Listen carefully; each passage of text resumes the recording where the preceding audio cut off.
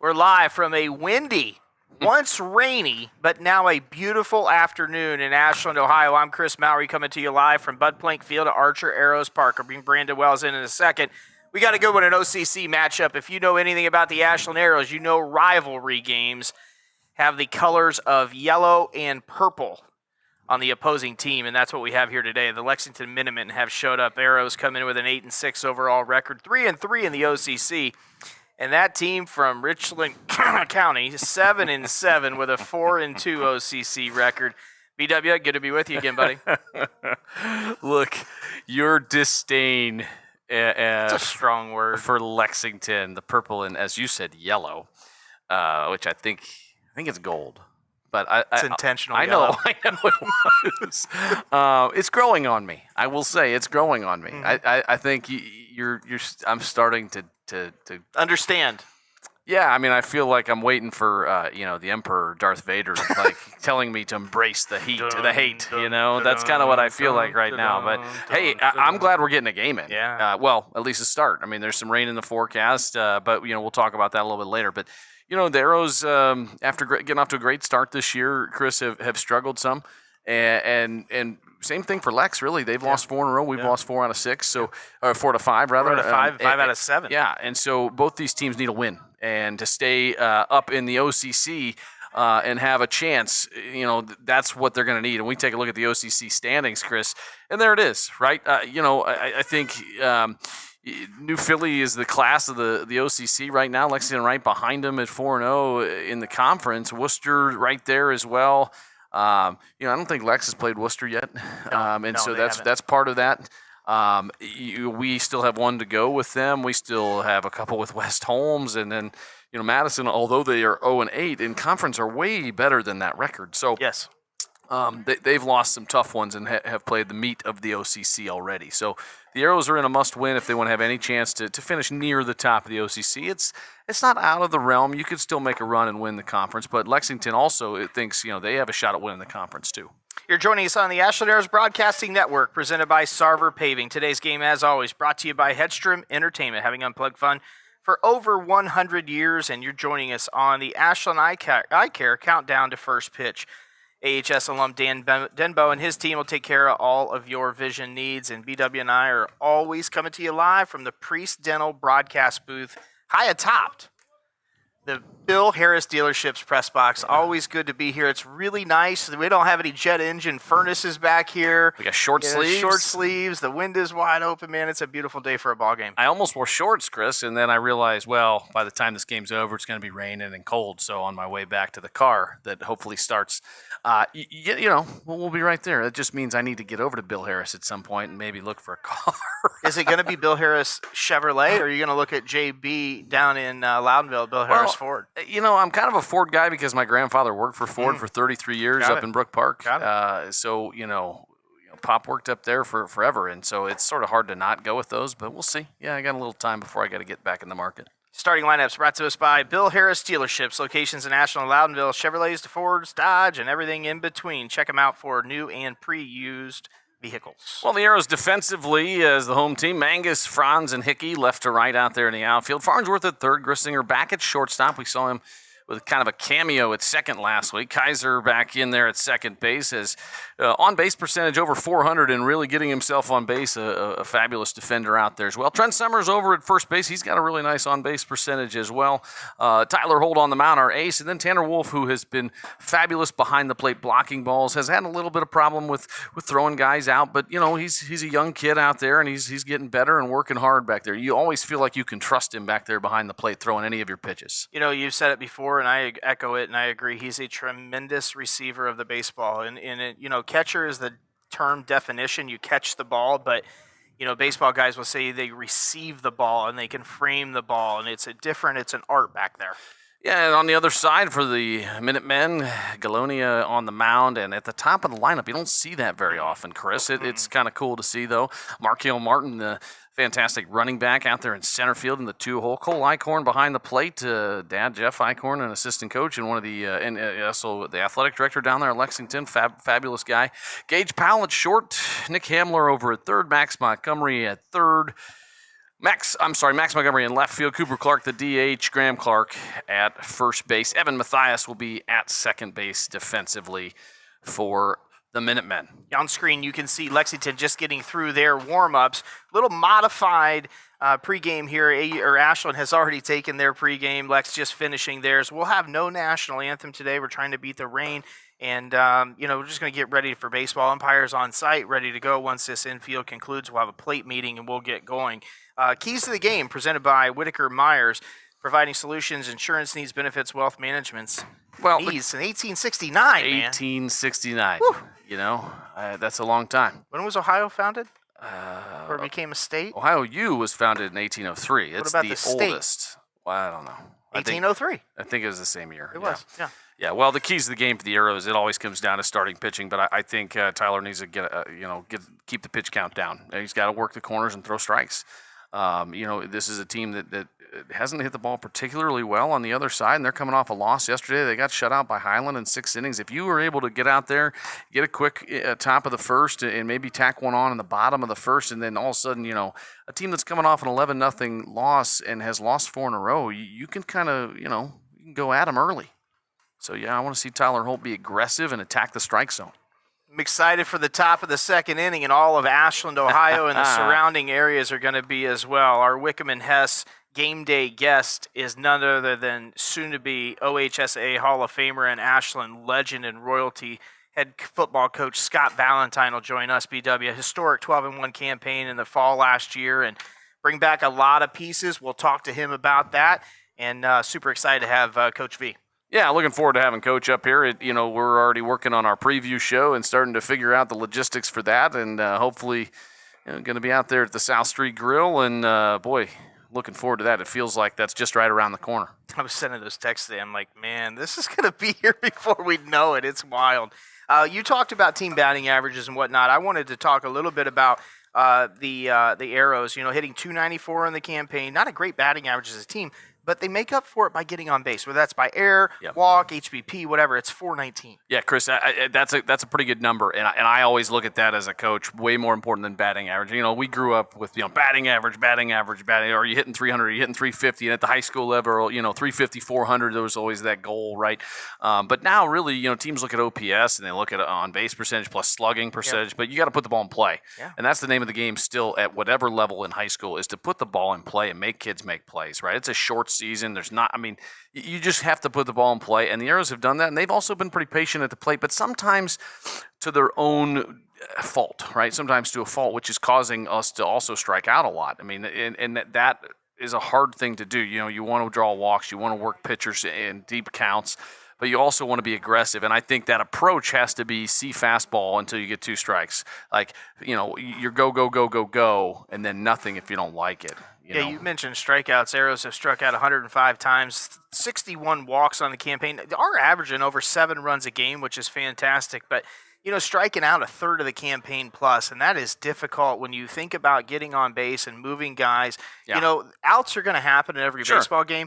But there's this thing called productive outs. If you got a runner at second base, you hit behind him to, the right side or whatever. You know how it goes. Yeah. And, it's just when you can put the ball in play, good things happen. You put pressure on the defense, and usually good things go your way. Yeah, and as a pitcher, you want to pitch to contact. You're not trying to strike everybody out, right? The Arrows defensively have some guys out there. I think – I always wanted to work as a pitcher. I wanted to work quickly, but as a fielder, I wanted those guys to work as fast as possible. So you stay in a rhythm, you stay, engaged, because there's a lot of downtime in baseball, right? And you have to stay mentally sharp out there in the field at all times. That's why it's so important every second of the game to be engaged. And you don't have to be tight. I don't say like uptight about it. You still want to be loose and relaxed, but. It's why when you go out, at the end of an inning to go out to your position, you sprint, right? It's why you throw the ball hard and you crow hop as an outfielder to your guys, or you're in the infield. You're throwing the ball hard to simulate game action that's about to start to get underway. And we're about to get underway here. Let's get a quick look before we do get underway at the Goldberry Roasting Injury Report, Ashland's locally owned and award-winning coffee shop right here in Ashland. Well, the Arrows are unfortunately going to miss A.J. Workman the rest of the season because of a transfer from Mapleton. He was only eligible to play the first half of the season, and so he is no longer eligible at this point. That's OHSAA rules. That's not an Arrows rule or Ashland High School rule.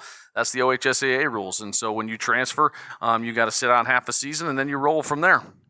Really excited to see Noah Merrill find his way into that cleanup spot, hitting for A.J. Workman, who's hitting the cleanup spot the whole season. I think it's worthy of highlighting Noah Merrill here, Brandon. Limited at bats. Bats the last week have really increased for Merrill. He's been ripping the seams out of the ball. He's hitting .571 at the plate with an on-base percentage of .625. Yeah, that's fair. He's been great since he's come up and really deserves all the at-bats that he's getting right now. And, the thing in that situation is, you really have to then, once you're a full-time player and you've earned it, then you have to take care to not press. Right, because you're not going to hit that the whole season, right? That's going to come back down. And so when you have those dips, those inevitable dips where you go, 0 for 6 or 1 for 9 or whatever over a couple games, you just have to stay positive, right? You have to stay positive as a coaching staff. You have to keep loving up your guys and telling them, hey, we got this. It's okay, right? And you work on it. That's the key. It's so mental. Baseball's such a mental game. Here's what this game comes down to, folks. Keeping pace in the OCC. The reality is Lexington lost 4 in a row. The Arrows, after starting 6-1, have lost 5 of their last 7. They find themselves in an 8-6 record. I didn't think we'd probably be saying that when we started off so hot, but here we have it. Today's weather brought to you by Truly Inspired Paper Company for all your paper needs, from wedding invitations to business cards and everything in between. Truly Inspired Paper, Ashland and Loudonville. 75 degrees. We got a half an inch of rain today, but the field looks great. It dried out really, really quickly. Wind is blowing a little bit, nothing really to speak of. 6, 8, 10 mile an hour somewhere in there. As Brandon mentioned a couple times, we do anticipate potentially rain showers, maybe some thunder boomers, but you would not expect that here in Ashland, Ohio right now at 5 minutes and 9 seconds when or 9 minutes. There's not a cloud in the sky. Hey, first pitch of the game brought to you by Bo Lacey Construction, handling your roofing, siding, deck, bath, remodel, and window replacement needs. Experience you can trust, done right on time. You say it all the time, get ahead of batters, and here we go. Let's see if Tyler Holt can start this baseball game with a strike here to leadoff hitter. And today's starting pitcher for Lexington, Tyler Galonia. Hits out of the left side. Yeah, and got to get ahead. Holt does just that with a low and in fastball called strike. 5:16 p.m., 71 degrees under a partly cloudy sky. Gunder's wrong, it's 75 degrees.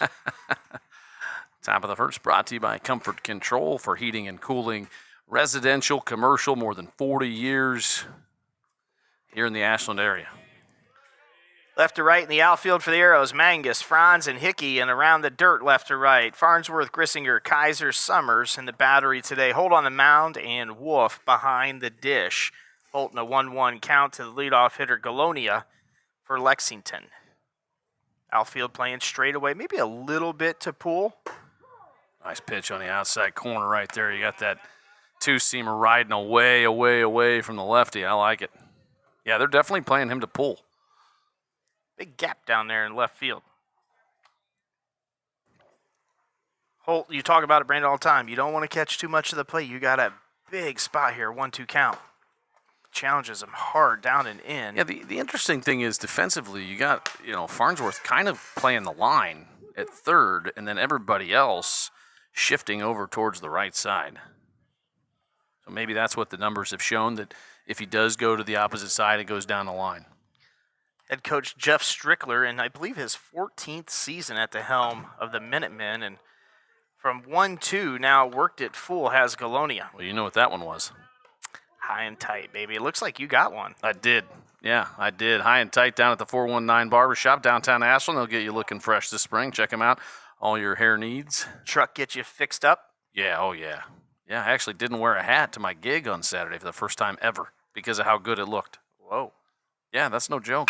Payoff pitch, ground ball, Griss, left side. Griss backhands out. Going to have to throw it hard and beat it out. Safe at first base. That's an infield single. Take a look at the replay here, courtesy of Sarber Paving. Griss did everything he could, backhanded it, and just kind of fired it over there, but good job getting out of the box.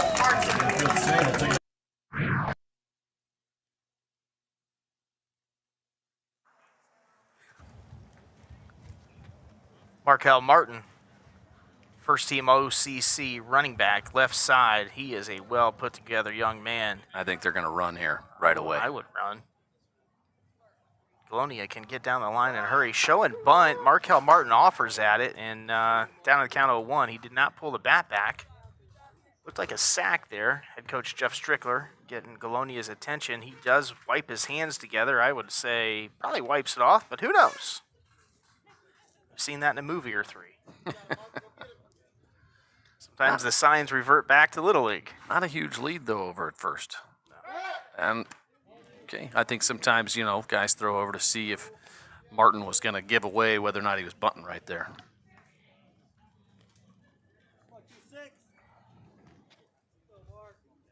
Martin down to the count, 0-1 on that offered bunt.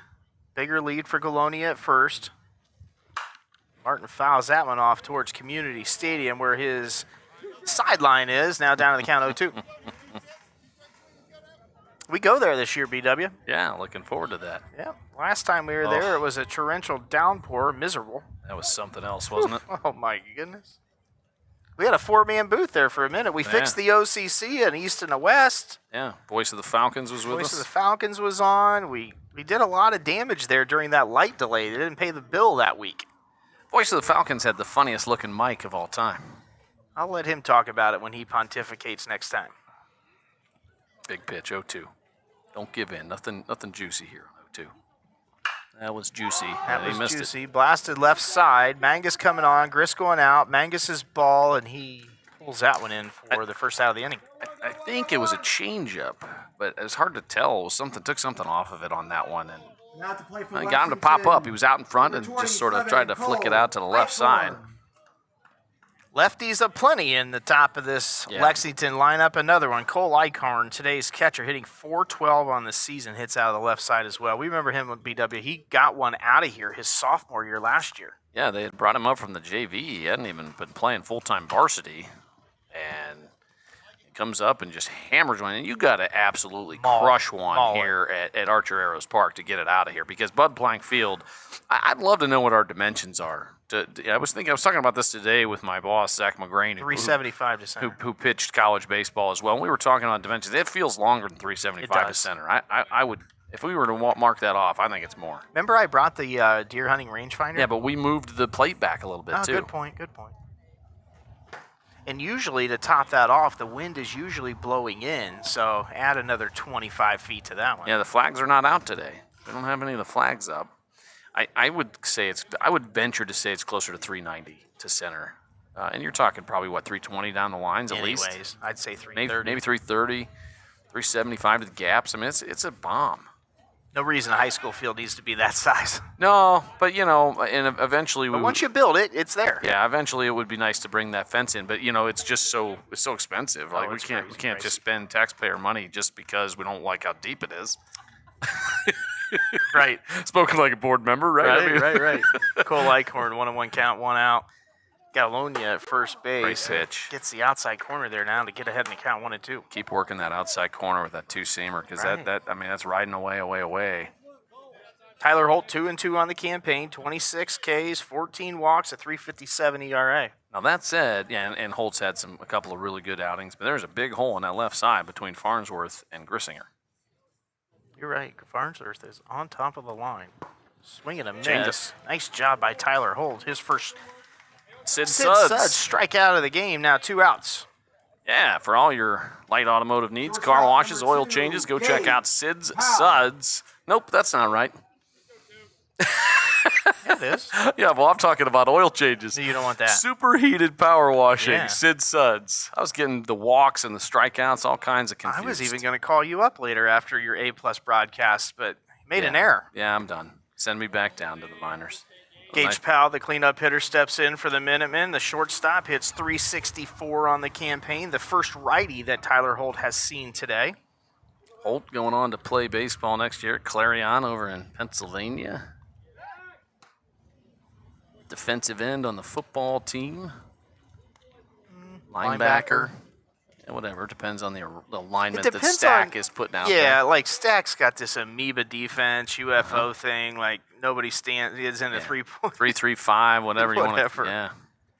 remember I asked him one time, I said, what's the defense today? He goes, I don't even know. There's a foul ball down the right side towards the batting cage. It's going to stay out of $7 Creek. And Stack says, I don't know. I said, what do you mean you don't know? You're the defensive coordinator. What do you mean you didn't name it? He goes, I don't know what to call it. You tell me what you think. I'm like, my word. And I think we gave up no points or 3 points that game, so Whatever worked works. out pretty well. Yeah, whatever works. We've had historic defenses here the last couple of years. We'll talk to head coach Scott Valentine about that. Missing some pieces next year, as you know. That defensive line graduates. Tyler Sauter graduate, who played in the North-South All-Star game here last week. Pretty neat. Coach Valentine coached in that. Pretty cool. Hey, our scoreboard all day long, brought to you by Simonson Construction Services, serving Ashland, North Central Ohio for more than 50 years. 2-1 offering here to Powell. Breaking ball. Should be an easy one. And the Arrows retired here. The Minutemen, we head to the bottom of the first. Need a construction team that can do it all? Bo Lacey Construction delivers experience you can trust. Done right on time. With free estimates and special financing offered for roofing, siding, gutters, windows, bathrooms, decks, to the highest standards of excellence, quality, and knowledge in the industry. Bring your next project to life with Bo Lacey Construction.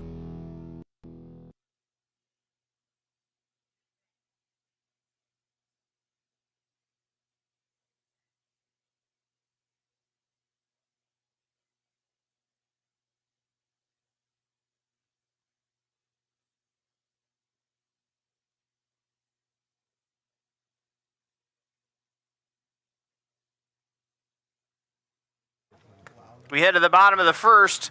Tyler Galonia, lefty on the mound today for Lexington, due up for the Arrows. Let's hear about it, BW, and see the roster or the lineup here presented by Bill Harris Dealerships. Oh, Micah Franz, who's been ripping it up all season long, stays atop that lineup. The lefty going to Ohio State next year, not playing baseball. I know a lot of folks out there, a lot of college coaches disappointed at that. Jeff Hickey in right field, who's been playing very well, the sophomore in the 2-hole. Alex Grissinger back over at short in the 3-hole, where he's been pretty much all year. Noah Merrill slides into that 4-hole, the DH today, hitting for Tyler Holt. And in the 5 spot, Nick Mangus moves up with A.J. Workman out of there, and Mangus out in left field. And then in the 6-hole, Trent Summers over at first base. Miles Farnsworth in the 7-hole. Justin Kaiser back in that 8-hole, and Tanner Wolf rounds out the Arrows lineup, brought to you by Bill Harris Dealerships. Arrows going to have their hands full with Tyler Galonia. He comes in, lots of strikeouts, BW, 17 strikeouts, 4 walks, only 4 walks. That's pretty impressive. A 5.88 ERA, so offenses are getting to him here pretty good. Yeah, you can. I mean, that's always the thing, right? I mean, you can hit him clearly, but he's also got some stuff. He's got the ability to strike guys out, and we'll see what he's got. Second time here. We're at the bottom of the first. Also brought to you by Comfort Control. And Galonia will get us rolling. Lefty on lefty, inside corner, strike 1. Caught just enough. You're going to have that curveball there that kind of breaks back towards the plate coming out of the left side, and caught just enough there.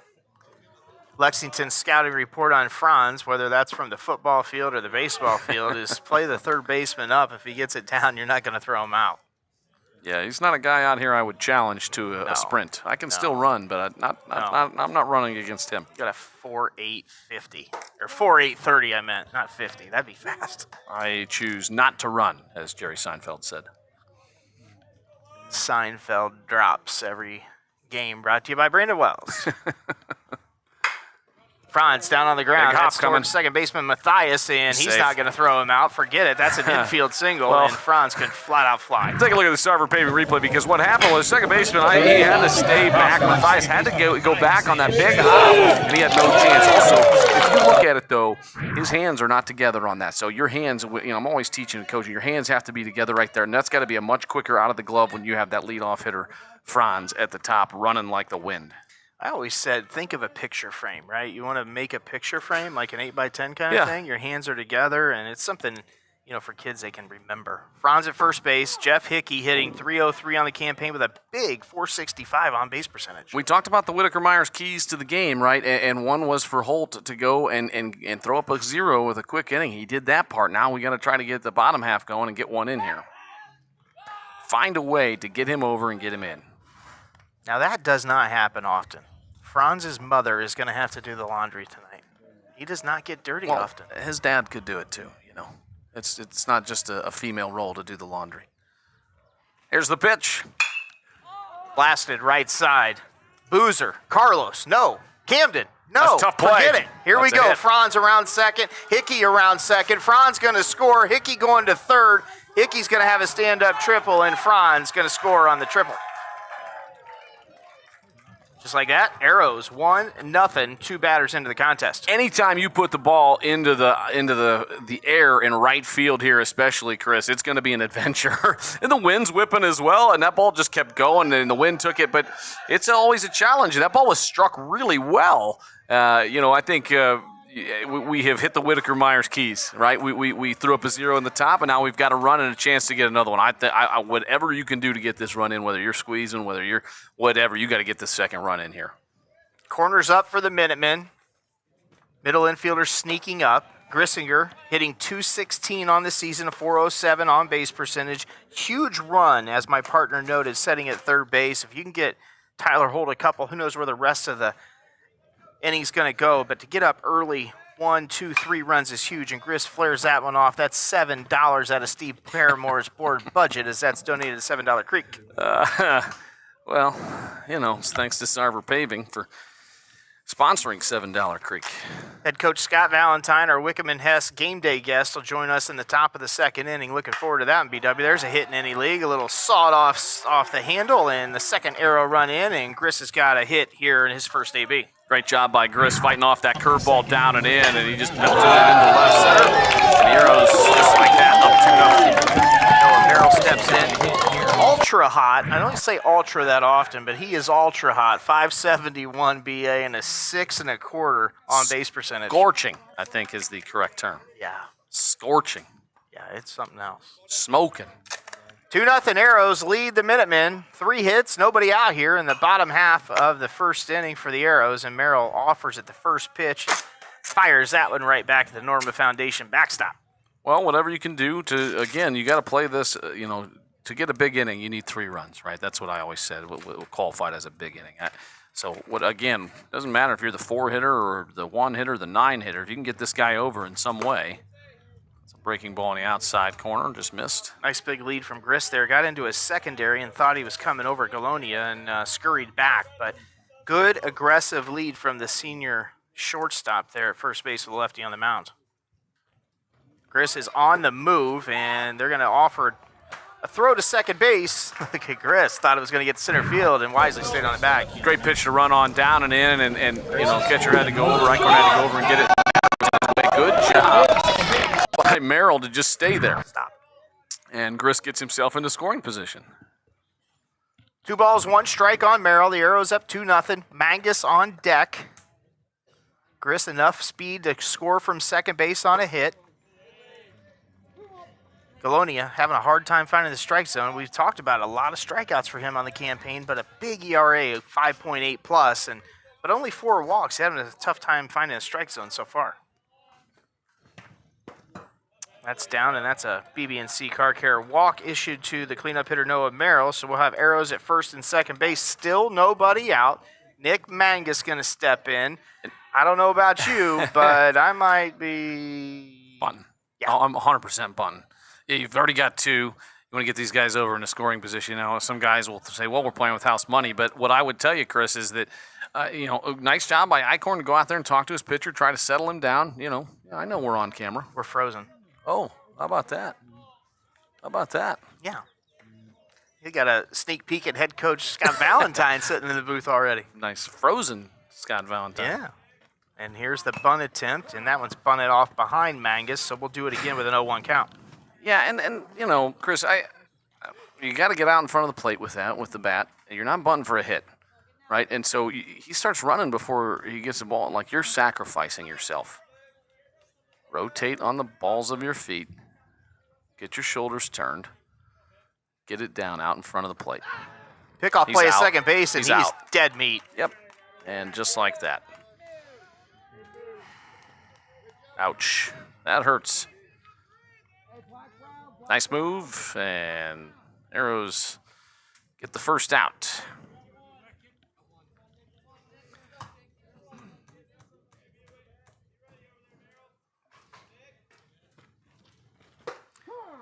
I would ask Coach V if he was on the headset. I would say, is that like getting a 20-yard gain brought back by a hold on the other side of the field, yeah, or something like I was gonna say. just on the other side of the field, had nothing to do.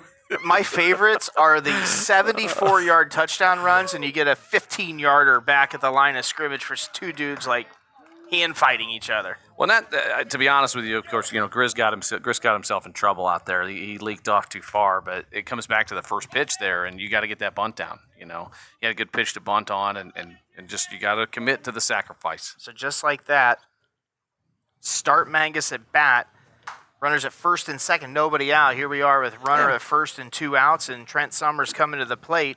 Trent Summers, 348 on base percentage, so we need him to come through here. And hopefully we can get one more run. I think a 3-run inning at the bottom of the first would be massive. Yeah, we got 2. That's a great start, so stay positive, right? You're going to stay positive here.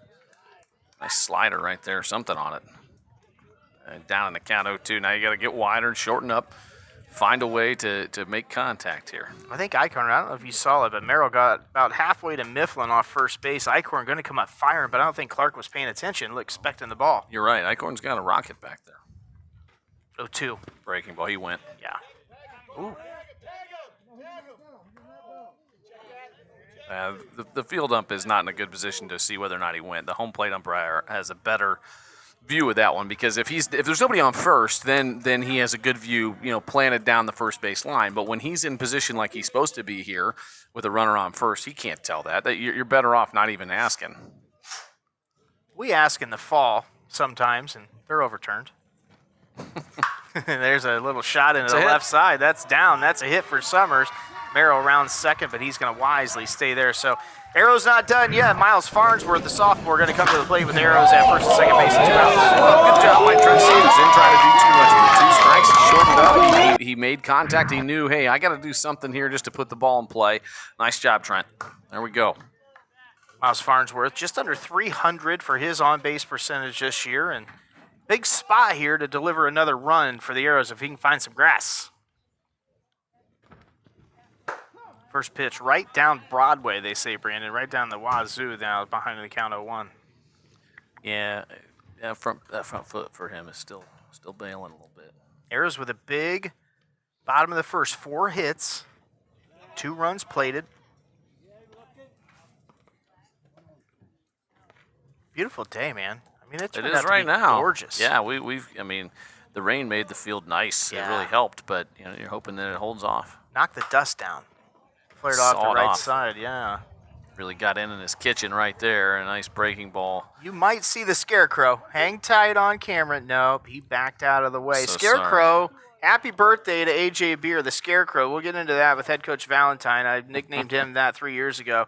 Or ODOT. ODOT. He's got enough gear in his hands right now. I think he could fill his truck up with gasoline if he sold that stuff. Look at all the things he's got. And he's got $7 more in his right hand of baseball. Happy 49th birthday, AJ. He looks good for 49. That's a strike in any league, and Farnsworth down on strikes. We'll be right back with head coach Scott Valentine right after this. It's time to stop! It's time to stop, okay? No more! Who are your parents? I'm gonna call Child Protective Services. It's time to stop!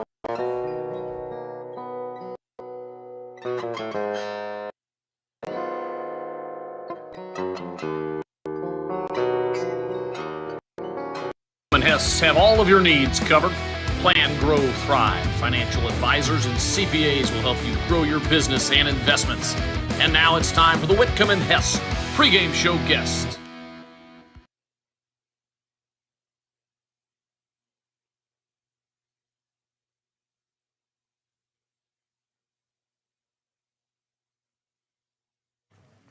We head to the top of the second, presented by Comfort Control. The Arrows with a big run, bottom of the first, Brandon. Yeah. 2 runs, and it's time for our Wickham and Hess game day guest. Wickham and Hess will have your needs covered. Plan, Grow, Thrive. Financial advisors, CPAs will help your business and your investments. Head coach Scott Valentine, thanks for joining us.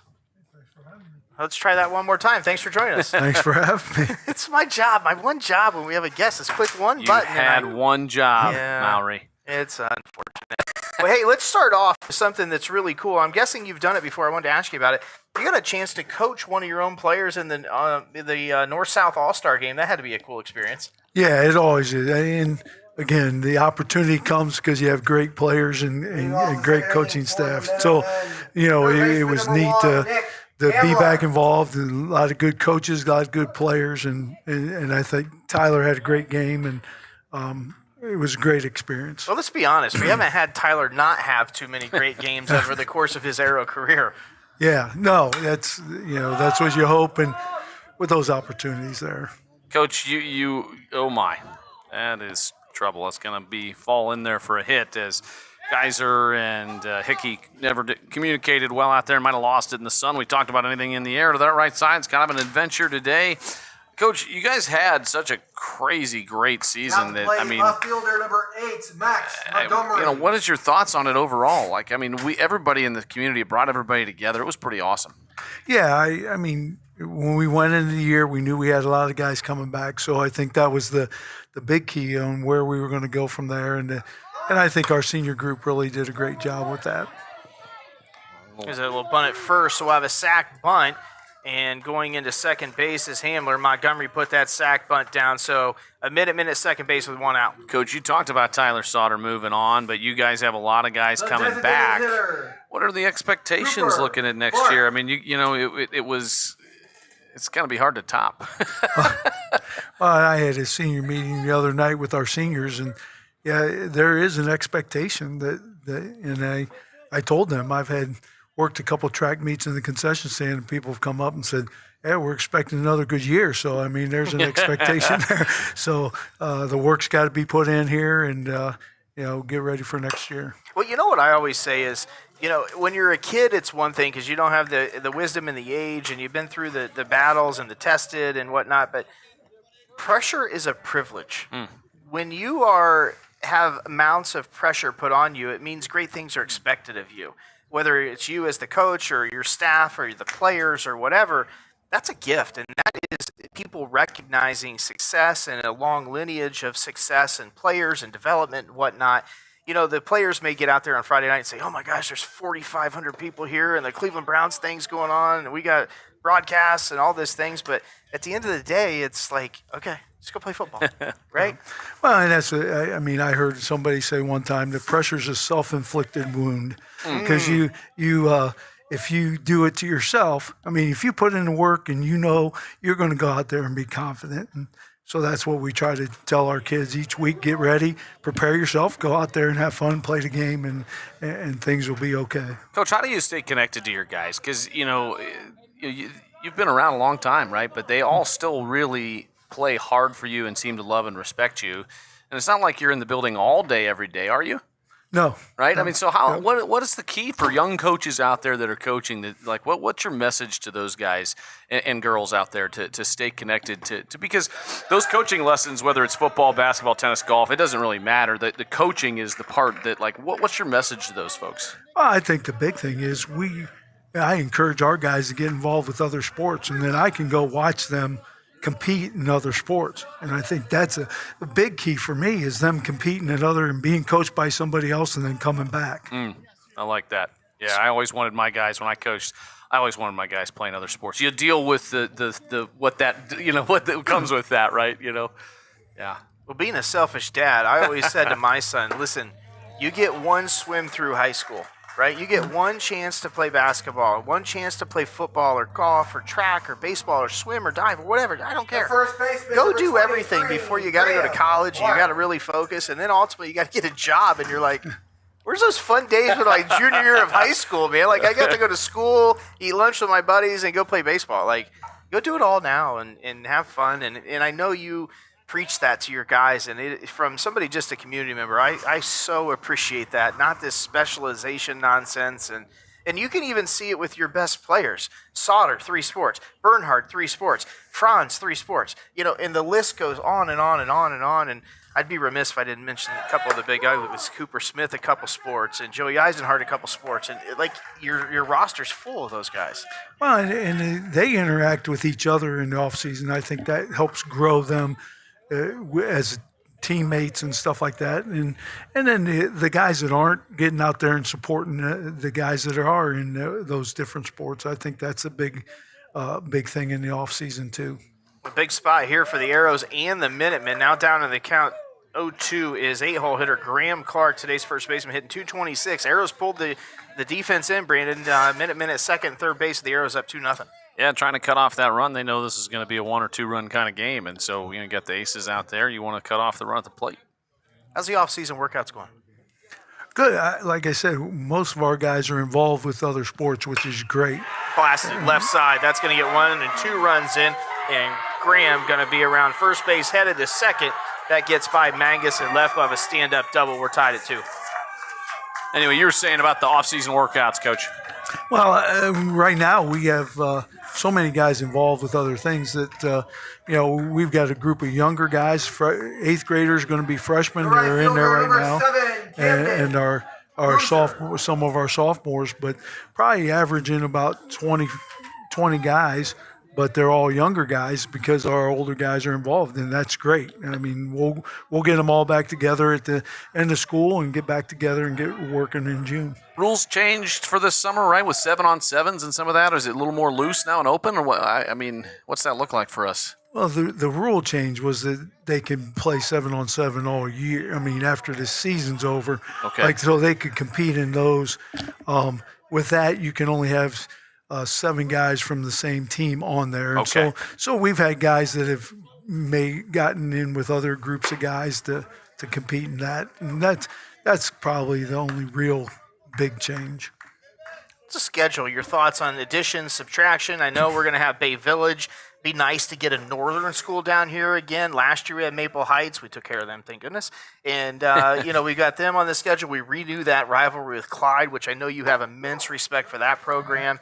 And Marion Harding remains on the schedule, our non-league games. Well, I think the big thing about our schedule is there's a lot of coaching changes that happen within our schedule. And, like you said, Bay Village and Clyde are coming on the schedule with Dover.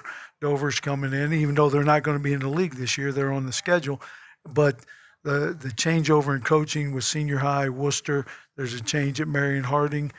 Coaching-wise, the head coach at Bay Village is changing, but he's a guy that's been on staff. So those are things that coaching staff-wise for us, we got to evaluate what they're doing, anything different. 13, so yeah, it does create a different challenge from a prep standpoint, right? Speaking of coaching staff, what's your staff look like? Everybody back? Anybody moving on? Any new additions? Anything going on there?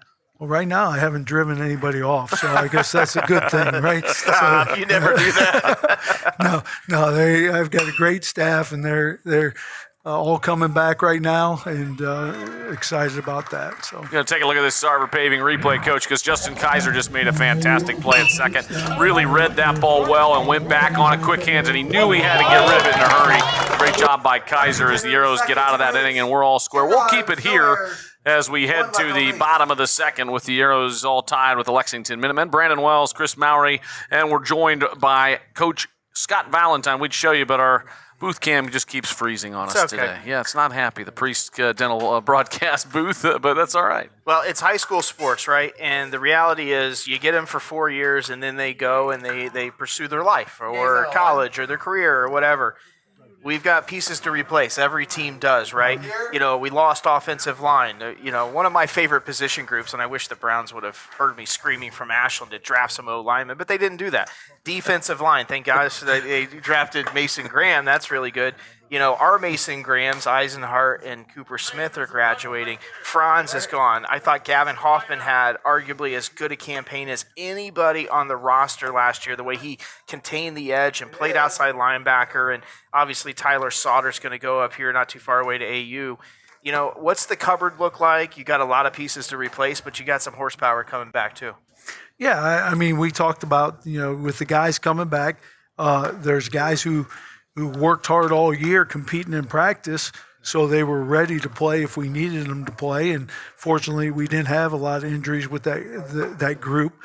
So they still got work during practice and got better. And so there are opportunities coming, and that's what we talked about with those guys, that they have to prepare for that opportunity and and I think we've got guys that are ready. We got a lot of work to do here in the summer, but I think we got guys ready to go. So, Well, the number one guy that I think obviously coming back is Appalachian State commit Nathan Bernhard, but we were talking in the preview show and then off the record whatnot about Bernie, sophomore year into his junior year, and man, I don't know that I've seen a quarterback under you take a bigger leap. Maybe Housewright did his sophomore to junior year, but the leap that Bernhard had from sophomore to junior this past season was nothing short of spectacular. Oh yeah, for sure, and that's you look at guys who have played as sophomores. It's about what they do between sophomore and junior year, and the game slows down we did a lot of the same stuff, and so the game can slow down.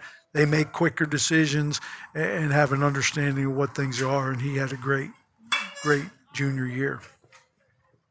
Well, we're excited because, we're going to do our preview show. I don't know if Chris has we talked with you a little bit about it. We're going to do a preview show this year live from South Street Grill. There's some coaches I would be worried about doing a live one, about maybe saying something inappropriate, but not you. I would never worry about that, Coach. So I don't know how you do that, BW, because we do every coach in the school.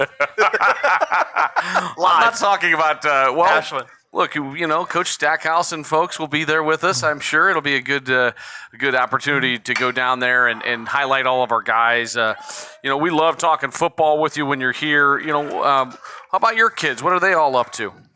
Well, I got one out in Salt Lake City. She's working out there and snowboarding, and got two in Dayton and one working, but he's right now at home working from home. He's saving money because the rent in Columbus was pretty high, and so he got to work remote. So he's enjoying that until his mom gets on him. So yeah, sometimes clean your room. People don't clean your room at 24.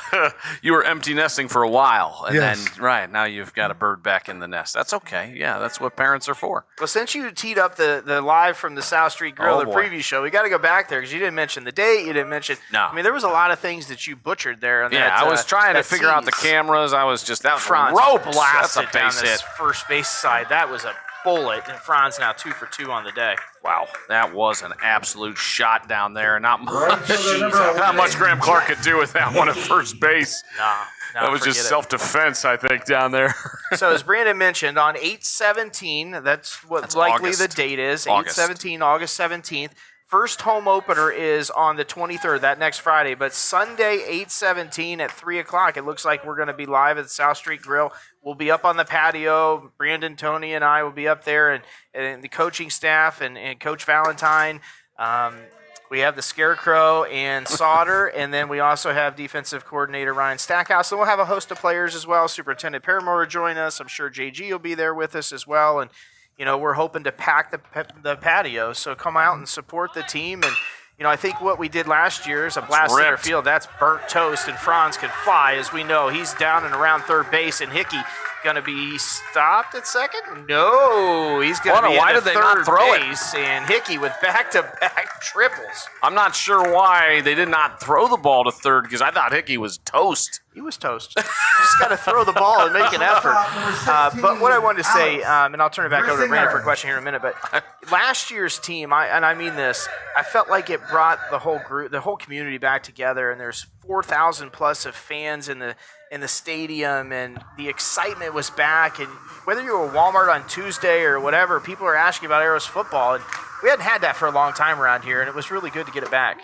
Yeah, I mean that's the again what when we talk to our guys about that you've got to do the right things all the time, and that ends up in having the year we had, and like you said, it was exciting for the community and the support.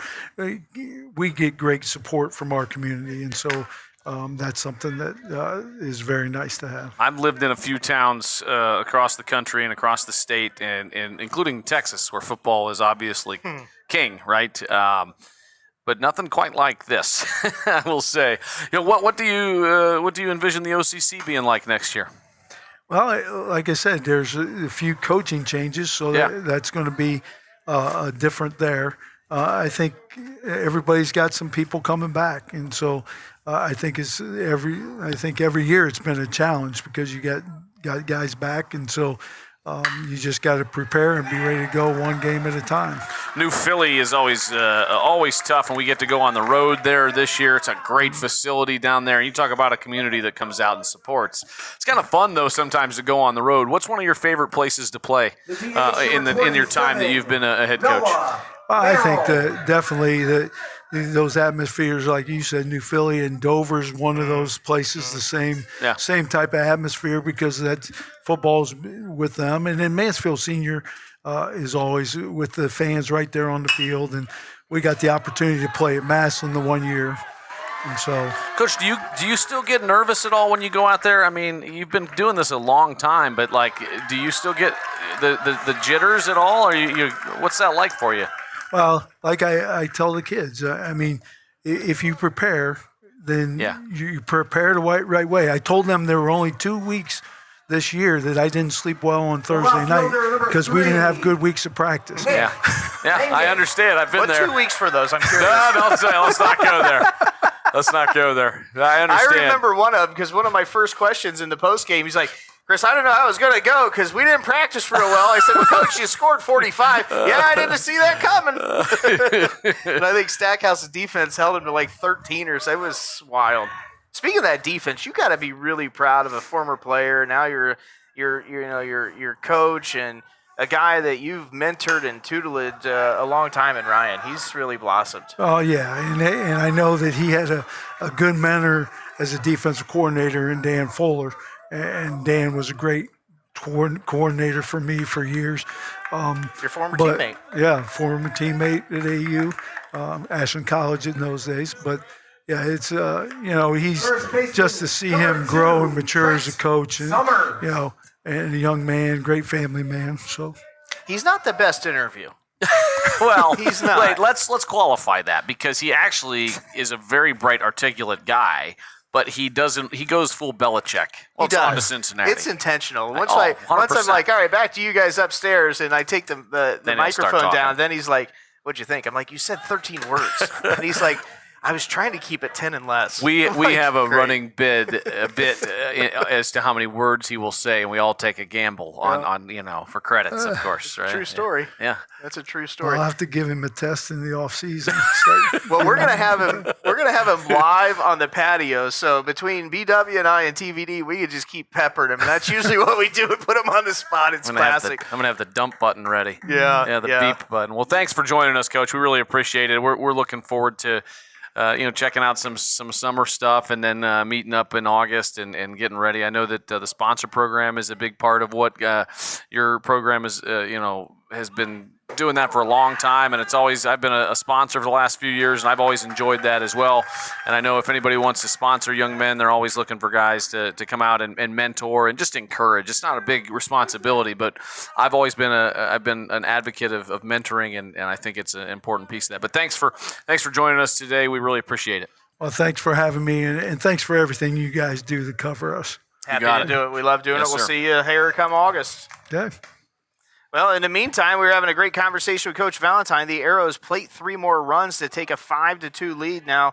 1-2 count on first baseman Trent Summers and 2 outs here in the bottom half of the second inning presented by Comfort Control. BW, I'll tell you what, the Arrows having their way here in the second inning, courtesy of a lot of errors there by Lexington as well. Putting the ball in play, Chris, right? Yeah. I mean, we talk about it all the time, just putting the ball in play, and Galunia's kind of he's been throwing strikes, but the Arrows it's not that the Arrows have rocked the ball. Franz did. There's a couple guys that have hit it really hard, and Hickey did too. Back-to-back but again, triples. you put the ball in play, good things happen, and then you got a couple of whatever you want to call them, duck snorts or bush, whatever, Texas leaguers, like, those little pop-ups of they got eyes, whatever phrase you want to use, that we've been able to get some extra guys on base, and now we're tacking on. We got 2 in the first and 3 in the second, and you got to keep tacking on against teams. Arrows with 9 hits through 1 2/3 innings, and there's a shot to the shortstop. That's going to hit him off the chest and going to be pulled off the bag. 1 run is in. Eichhorn going to go ahead and tag out Mangus at the plate, so we'll get 1 more run across. Merrill counts. Summers on the fielder's choice And we head to the top of the third inning, 6-2 Ashland. Need a construction team that can do it all? Bo Lacey Construction delivers experience you can trust, done right on time, with free estimates and special financing offered for roofing, siding, gutters, windows, bathrooms, decks, to the highest standards of excellence, quality, and knowledge in the industry. Bring your next project to life with Bo Lacey Construction.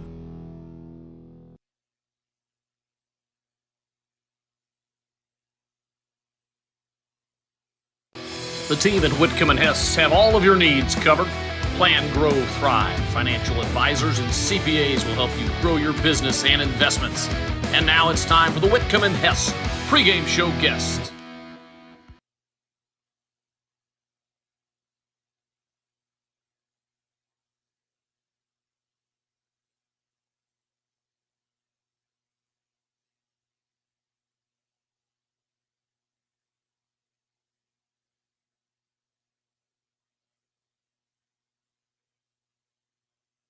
That's all right. Sorry, folks, that's a bad camera angle, but watch BW. He's got a, supposed to be able to go left and right. Well, And I was there it just trying to show our staff, man. Oh, look at that. You know, one of my favorite things here at Archer Rose Park was that lineup card on the outside of the dugout. Next time you're here, you can walk over, and if you're not sure who's playing short or right field or whatever, check it out.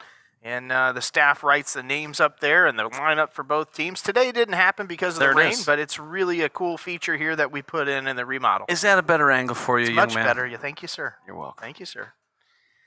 Tyler Holt pitching with a 4-run lead, and Markel Martin, I thought that was going to wear him, but didn't hit him. Get out of the way there. Coach Jeff Strickler hoping it did get him to get a base runner. 6-2. The Arrows tacked on a few more.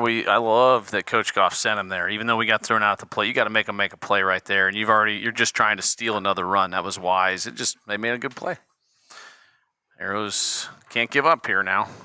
Can't lay down, right? Yeah. And you got to just Look keep at first attacking. base. The one you highlight there, where made the third out at home. He's got to make a good throw across the diamond. He's got to catch it. He's got to transfer the ball. He's got to get his momentum right. He's got to make a good throw. He's got to catch it at the plate, and then he's got to turn and tag him in time. There's a lot of things that has to happen accurately to get that out, and they did just that. So good job to head coach Rick Goff. There's a BBNC car care walk issued to leadoff hitter in the top of the third inning, Markel Martin. It was a long inning. Tyler Holt sat for a long time. And so sometimes when you come back out there, you got to find a way. That's why when you're warming up, that's why you got to go full speed. It felt like a massive inning, but if I tell you only 8 men went to the plate, that's accurate. Efficient. But the reality was the counts were so deep. Oh boy. That's an error. And he's going to advance over on the throw. So the Arrows, after you pick up a 4 spot, you want to come back out and throw a 0, obviously, if you can. I hear the sighing over there. Activity down at a Lexington pin. Somebody's getting loose there. Well, that doesn't surprise me too much. Galoni's almost up near 50. I mean, he's throwing strikes, 13 first pitch strikes, but it hasn't fooled anybody. The Arrows have been all over him. Only 2 strikeouts and 1 walk. Mangus, the left fielder, playing way up on Eichhorn, and Eichhorn can blast it to all fields. If Holt works him away and Eichhorn goes with the pitch, young Mangus is going to be showing us his number and chasing towards the ball. It is interesting. I often will try to cheat to get my opposite outfielder in a little bit, when I was coaching. You want to take away that bloop.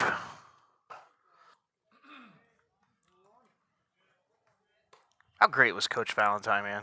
We are so He's fortunate in this district. He's to a have him. gem. He is a gem.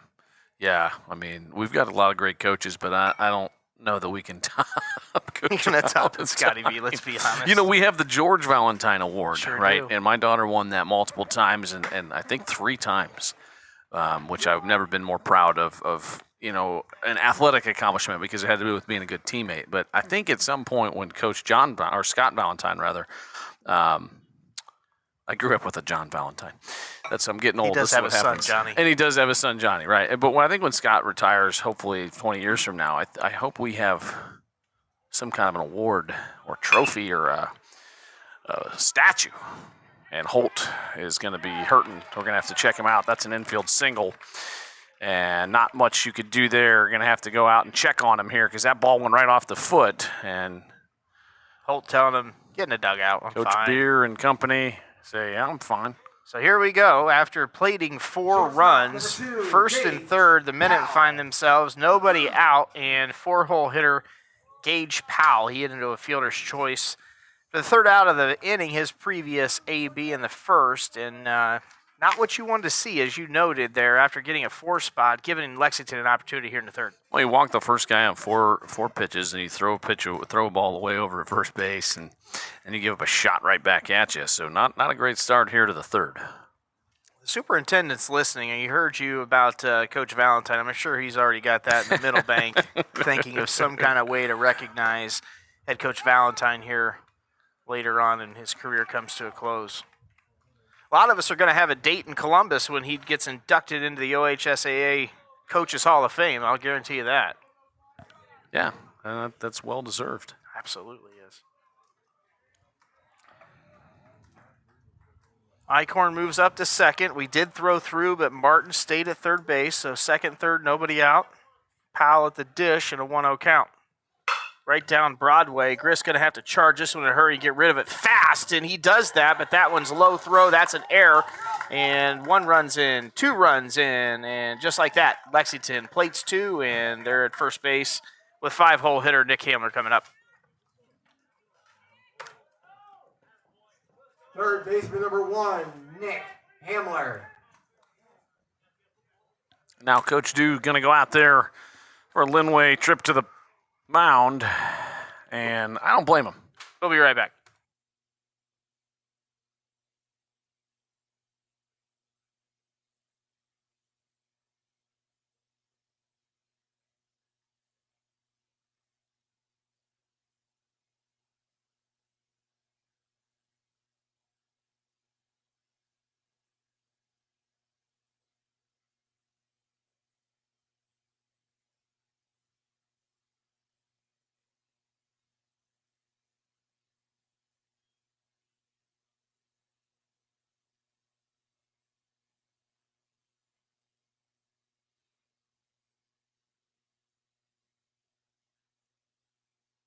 Call to the Pin brought to us by Linway Restaurants. Although I said it wrong, it's not a call to the Pin. It's a visit at the mound. Head coach, or assistant coach Justin Dew and players gathering around Tyler Holt, just kind of trying to calm him down, say, hey, we still got a 6-4 lead. Let's get him out.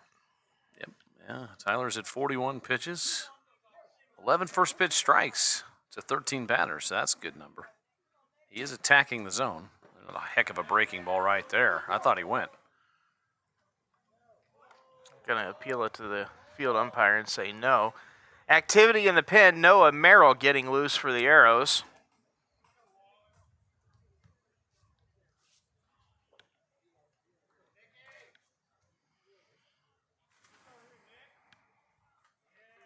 Hamler singled and scored his previous AB. Leaning was Powell, their first base. Merrill down there, kind of faintly in the background, warming up. We might have to get a better camera down there next year. It is little. Sorry. Thank you, Carson Little. That's board op in the fall. Yeah, my man, Gunder. Brandon Gunda. BG. Spotting and doing a yeoman's job. We don't give him enough credit in the fall. He does a great job clicking all the buttons. He's going to have even more to do this fall with this thing, with this computer. It should be easier, actually. Gunder, just don't drop it this year. We'll see. We'll see. We'll see.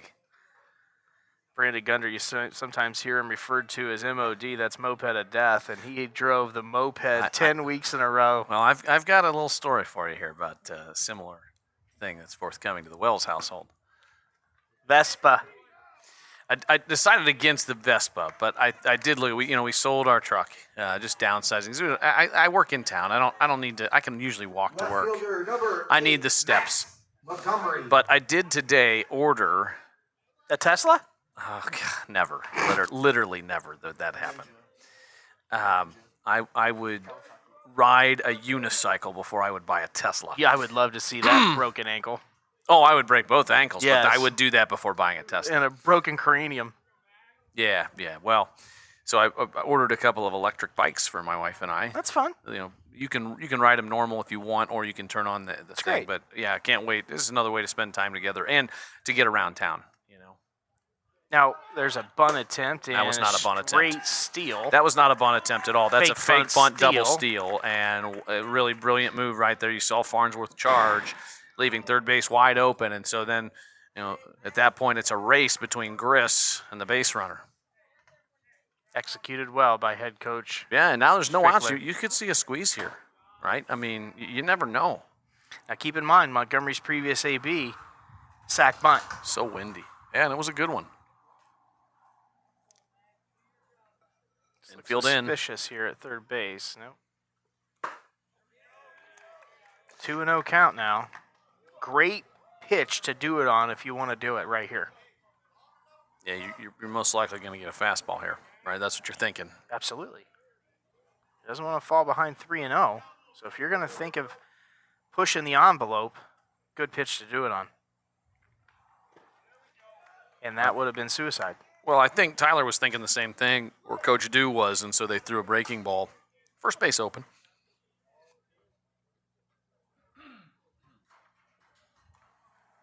Arrows needed out in the worst way. Giving up 2 here in the third after they got 4 in their half of the second. Now 6-4 Ashland over Lexington. Minute, second and third base. Get me over fastball. Now 3-1 count on 6-hole hitter Max Montgomery. Don't sleep on the bunt here. You never know still. They're down 2, the tying run out of second base. This is a must-win for Lexington. Yeah. Remember. Both teams, to be honest. Yeah, but it's, I mean, yes. Walked him on 5 pitches. That'll bring up Cooper Clark. He walked in, scored his previous AB. The designated hitter number 18, Cooper Clark. Infield's up for the Arrows. Farnsworth is on the cut in the grass before the pitch. Boy, Very, it's very like- close. It's like in softball, they wear a mask when they're that close. Middle infield has backed up. Double play depth up the middle.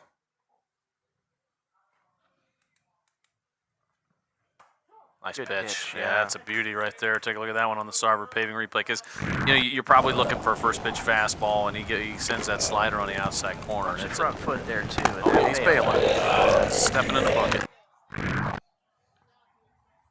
Windy. You can hear it.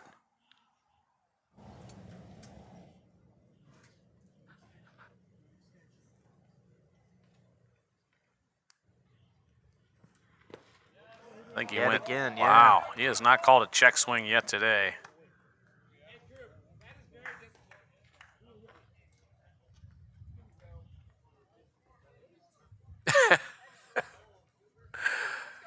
He didn't want to ask, but he ended up doing it. I'm just going to live on the outer half of the plate here, even if it's heaters.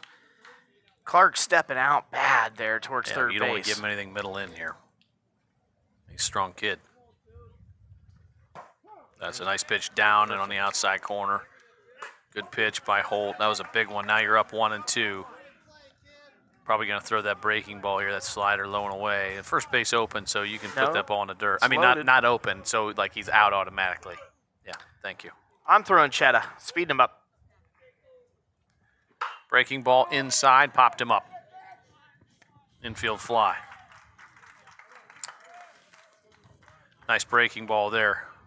Tight spinner on the inside corner. First out of the inning, a pop up there. Summers catches it in his glove. Clark. I know it was a curveball. I just sped him up. But it worked. It's not where I would have put it, but he jammed him. He put it inside enough. You either got to go inside like he did. That was a good spot. Or you got to go way away. So Arrows middle infield, of note, still playing double play depth. Well, you're not turning a double play with Kaiser that far away from second base. I'll tell you that. I mean, he is so far into the hole on the right side. And he's an excellent defender, Chris, but that's you're not turning a double play there, so you're giving up a run. You're in the 8 hole here. Graham Clark. Double down the line hard. Yeah. his previous AB. Cam Boozer on deck. Right down the proverbial Broadway. 1-on-1. I don't know if he's going to see a better pitch this AB. I don't know what he's waiting for. 1-0 fastball, belt high. Like I said, I don't think he's going to get a better one.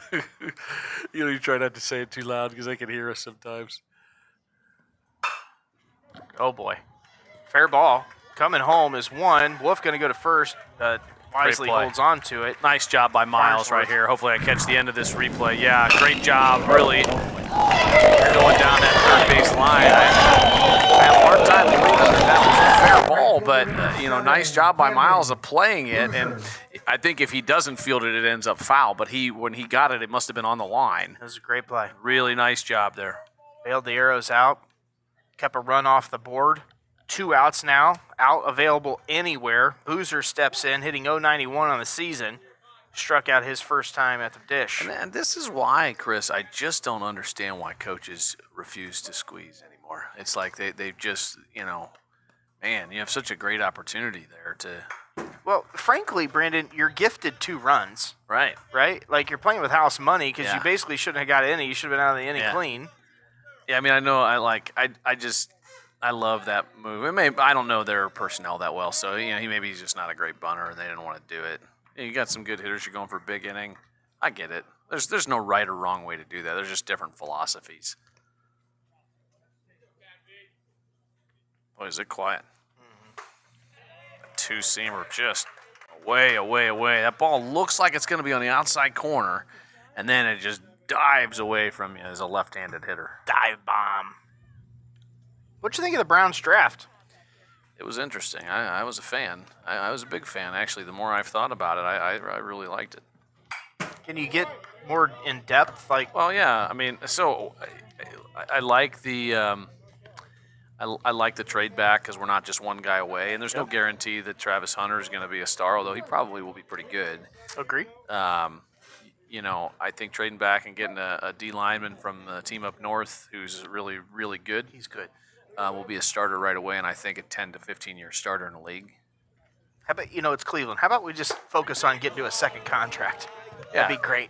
Oh, just missed. Nice 0-2 pitch there. I love the Judkins pick, and I'm not an Ohio State honk or homer like some of us. So You mean my shirt? Well, yeah. If I had a booth camera, I would show people, but they saw it earlier. Yeah, the Judkins pick was really good. I heard me say it, but big fan of Fannin. And Harold Fannon's a great pick. Only 20 years old. Big fan. Going to be really good. I think he's got a lot of work. He's got Chief to kind of show him the ropes as well because he's one more year on Njoku's contract. He can go. And then, yeah, that's fine. But then you take Gabriel at the end of the third, which was an interesting pick. And the more I've read about him, the more I like him. That ball's ripped into center. Franz. No problem. Can of corn. Lex puts 2 on the board. Arrows up 6-4.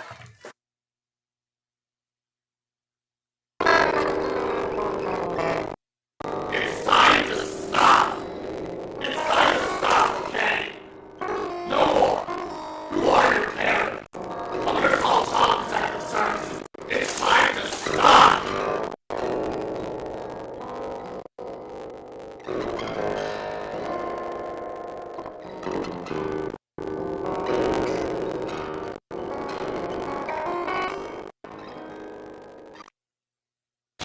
Need a construction team that can do it all? Bo Lacey Construction delivers experience you can trust. Done right on time. With free estimates and special financing offered for roofing, siding, gutter, windows, bathrooms, decks, to the highest standards of excellence, quality, and knowledge in the industry. Bring your next project to life with Bo Lacey Construction. Heroes Athletics, the most trusted and efficient construction company in the region, with a long history of doing things the right way from concept to completion. Simonson Construction solves all your construction needs for commercial and public projects. A truly local company providing award-winning comprehensive design-build services since 1974. For more information, scan the QR code or go to Simonson Construction.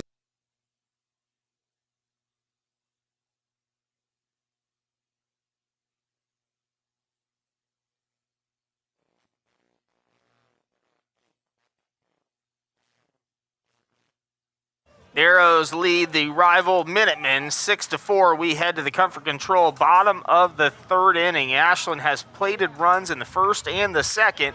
Scheduled hitters 7, 8, 9. Farnsworth, Kaiser, and Wolf. Farnsworth struck out his first time at the box. Galena. Golina. No, that's not right.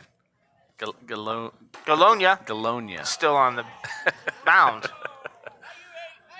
I butchered that one. That's all right. Yeah, not bad. Thanks, Gunder. And Coach Eichhorn sent us the pronunciations. That was really kind of him, too, because that is a hard one. It's a little different.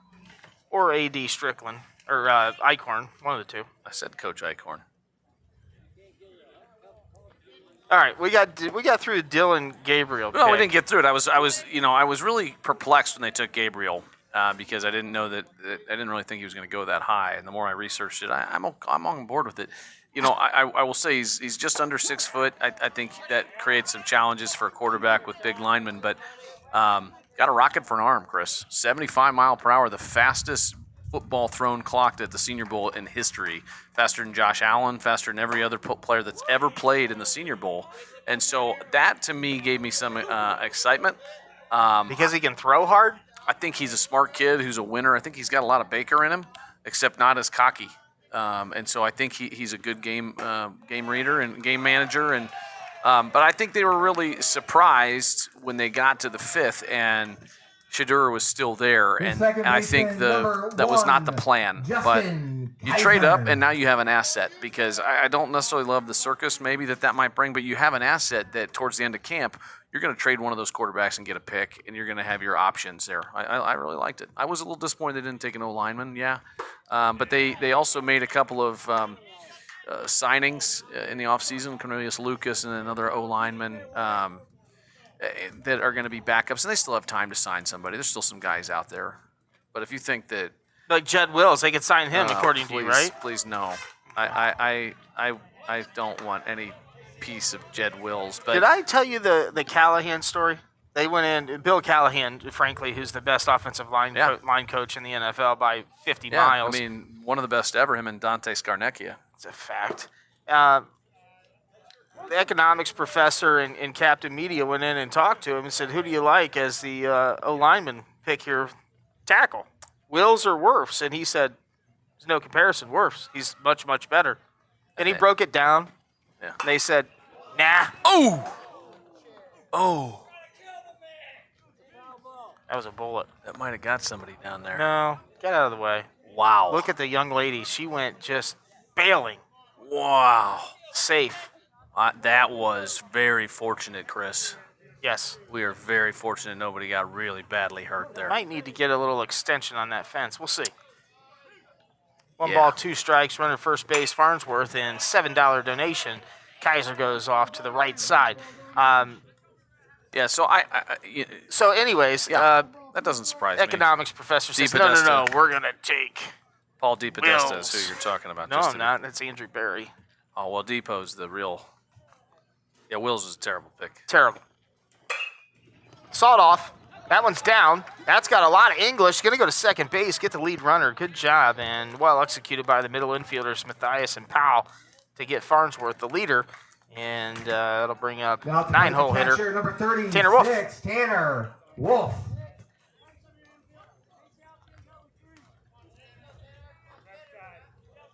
Tanner's due.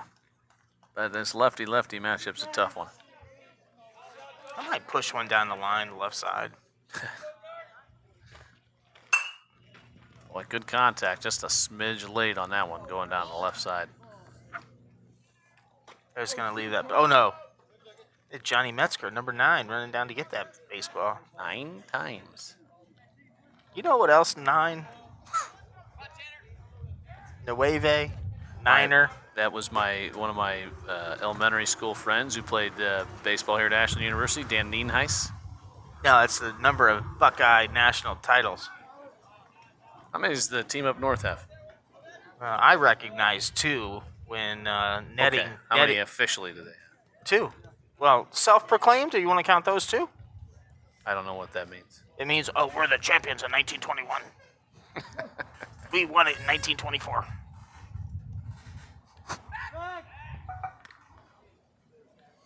I'd like to see the Ashland University Eagles win a championship. I'll tell you what, Football. Division II football, it's legit. Like, it's so Oh, you've been down on the good. field with me. Yeah, It's I mean, so fast. it's outrageous. legit. People don't realize how good college No. sports are in general, No. right? I mean, it's one of those things where everybody thinks, yeah, my kid can play at this. Oh, well, okay, All right. okay. I've told you this before.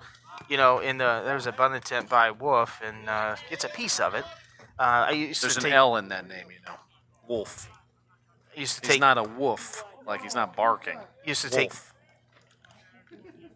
take Camden to watch football on Friday nights over here at Community Stadium, and then we'd go to the Shoe in Columbus and watch the Buckeyes, and then go to the Clowns game on Sunday. And I would tell him, like, just try to pay attention to the speed of the game, how crazy. it gets from high school to major college and then the NFL. It's just amazing. Kaiser's running. Oh, had trouble getting it out of the what a throw. Oh, he eh? caught him safe. Yeah, I think he beat it, but if you want to see it, if we have time, Eichhorn just struggled getting it out of the glove. Like just that split second is what allowed Kaiser to get in safely to second. Because that was a hose down to second base. I was just going to say, our Eichhorn's got a cannon. Hose. Private school coming out in Wells again, folks.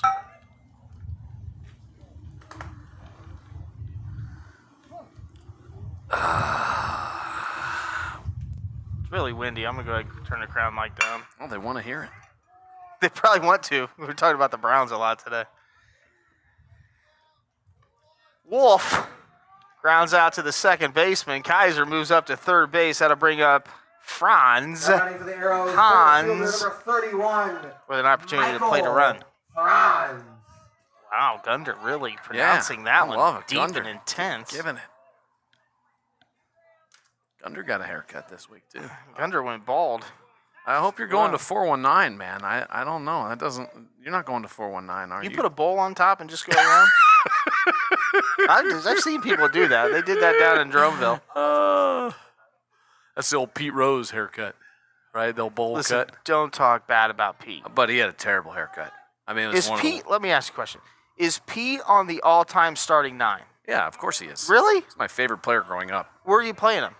Doesn't matter.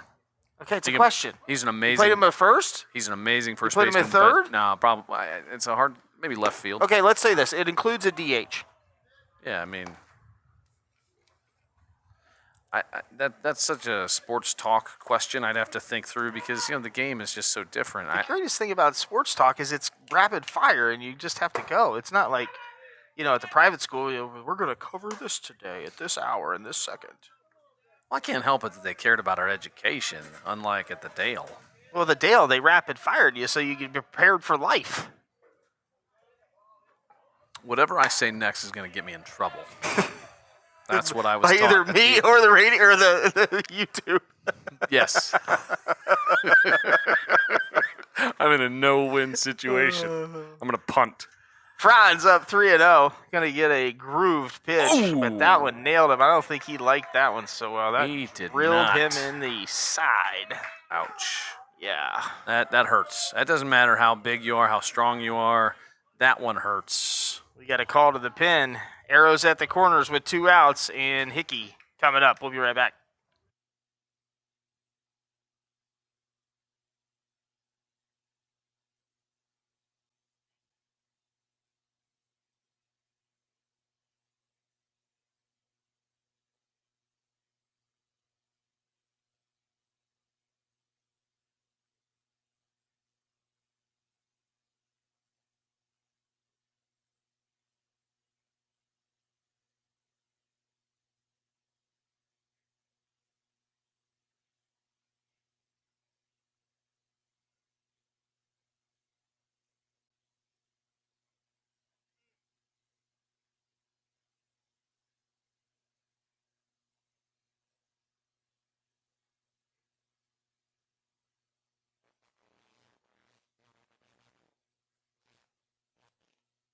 Well, I spoke out of turn. We do not have a substitution on the mound, so Galina going to stay in the game. Arrows at the corners after Franz gets hit. 2-hole hitter Jeff Hickey, who's went 2 for 2 on the day, scored 2 runs and 2 triples. You don't see that very frequently.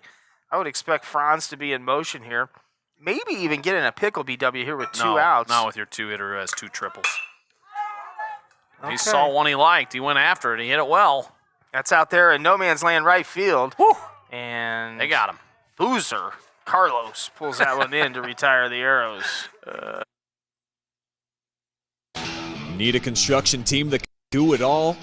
Bo Lacey Construction delivers experience you can trust. Done right on time. With free estimates and special financing offered for roofing, siding, gutter, windows, bathrooms, decks, to the highest standards of excellence, quality, and knowledge in the industry. Bring your next project to life with Bo Lacey Construction.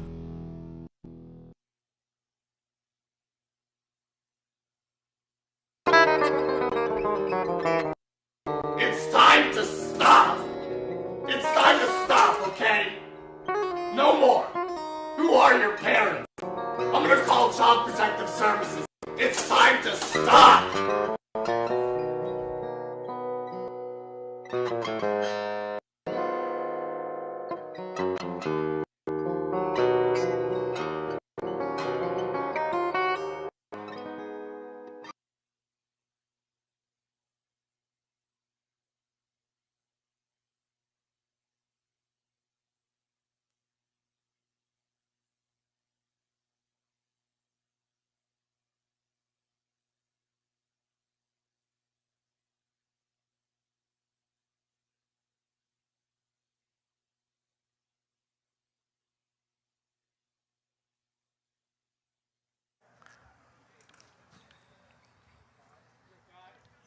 Leading off the fourth inning for What are you laughing about? Number 13, Tyler. 6-4. Ashland over top of Lexington. Back to the top of the lineup. Galonia, Martin, and Eichhorn. The first half inning, the Arrows didn't plate any runs there. Left runners at the corners. Tyler Holt back out to deal. His 64th pitch is coming, and that is a strike in the outside part of the plate. And Hickey had a good pitch to hit, and he drove it. He just got under it just a little bit, or else that ball would have been a gapper as well. He saw the first pitch he liked, and he went after it. I like being aggressive on fastballs. He's hot. Speaking of hot, was that the most impressive playoff game you've seen from the Cavaliers or Yes. any NBA team to win by almost 50? I couldn't believe what I was watching. 41 in the first quarter? It was outrageous. They're fun to watch. You know, they move they're the a ball blast. well. You got to call time here. Yeah, they move the ball well. They rebound. They hustle. They seem to like each other. I really enjoy watching do this too. Cavs team more than any team since the Price Doherty era. Yeah, I do too. And that includes all those LBJ Of course, teams. that goes without saying. That's Yep. why I said it. 1,000% agree. Lots of fun. Art Warren, yeah. I would like to have Dennis Rodman on this squad, though. The one thing I do wonder is if they lack enough chutzpah. Toughness. Yeah, I Do agree. you know what chutzpah means? Yeah. Okay. You're half Yiddish, so you've taught me. Half moron, half Yiddish. That's right. I'm thinking Charles Oakley, Dennis Rodman, Bill Well, Lambier, yeah. and I'm not saying the way they play, just Nah. they're enforcers. No, you don't have to be- you You don't- mess with Donovan Mitchell, and you'll get the horns. Yeah, the thing is, the guy who would do that is on the bench, and Tristan Thompson, right? But he can't come off the bench and do that. He's not good anymore. Gravy hop to Summers at first base, and he That's what we retires Galonia. A Sunday hop. Cherry hop. So Holt retires Galonia. We were talking about how hard it is to play professional baseball and professional sports just in general, and we were asking athletic communications director Dusty Sloan over at Ashland University how many guys from the Ashland University baseball team have been drafted. Do we have an answer down Center there? fielder number 26, Markel Martin. Does Gunder have an answer? Drafted. Off the top of my head. Art, there's another one. Art, and then there's another one. Gene Scheckstolde. Yeah, but drafted. I don't mean played. Art was drafted. Just ask Dusty. He'll know right off the top of his head. He's talking Battlehawks right now on Sports Talk Radio, probably.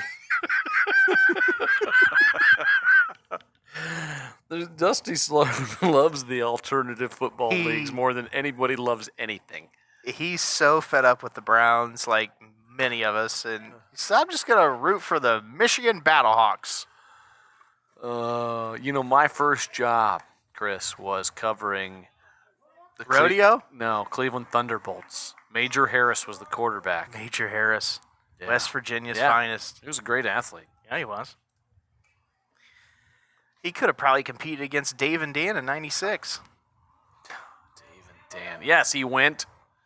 You don't remember them, do you? Yeah, of course I do. The Olympics. Only one of them made it, though. Which one? Dave. Yes. Oh, I had a 50-50 That's right. shot. You got it. I thought you knew. Yeah, it was. He was the shorter of the two. Yeah. And Dan O'Brien, right? Was Yeah, it? Dan O'Brien. No, Yeah. well done. Don't ask me Dave's last name. I have no idea. Cocktoastin. It's 31 or 29 years ago. 29 years ago. That's how old we are. Yeah, it was in Atlanta. Wild times down there. Had a bomb. Crazy. Yeah, and they framed the wrong guy. They sure did. That poor guy. Yeah.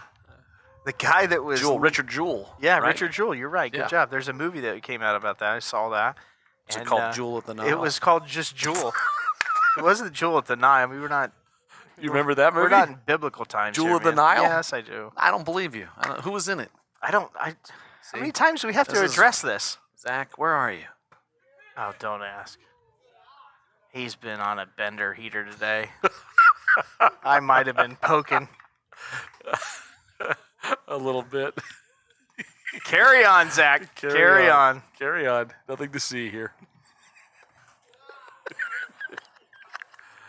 We're off the rails. It's been a long. I mean, 6:30. It's been a long season. It's been. We're an hour. We started about 15 minutes late because of the rain delay. We're an hour and 20 minutes in, and we're in the top of the fourth inning for a high school game. Like, you're on pace for a very long game. We've not had any 3 up, 3 downs, folks. And he walks him. We're not going to have another one. Second walk issued to Martin. Gonna bring up Cole Eichhorn. I like this player a lot, Brandon. I know you do too. He's 1 for 2 on the day, singled and scored his last AB. A little bit. It was a little loud, yeah. He got 76 pitches right now for Tyler, 42 strikes, 34 balls. You want that to be more 2/3 to 3/4 strikes. A little too close to even, but, he's thrown some beautiful breaking balls, just throwing a lot of pitches here into the fourth inning with 1 out. I'm guessing Holt's glad he doesn't have to tackle him anymore at first base, Martin. Or the Michigan State recruit. How about Nathan Bernhardt signing with Appalachian State? I know we think it's talked great. about it with I think it's great. Coach Valentine. Yeah, absolutely. It's a great spot. I've been there. I've been to Boone. It's beautiful. I've worked some games there for ESPN, and it's awesome. If you haven't been to the Black Mountain and the mountains down there, it's absolutely beautiful. Martin in motion, and he's got that stolen easily. Good throw. Yeah, great throw. Just Martin can flat out move. Do you know who's from Black Mountain?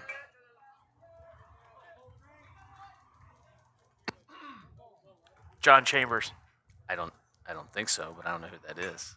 the senator from North Carolina. No. John Edwards. Nope.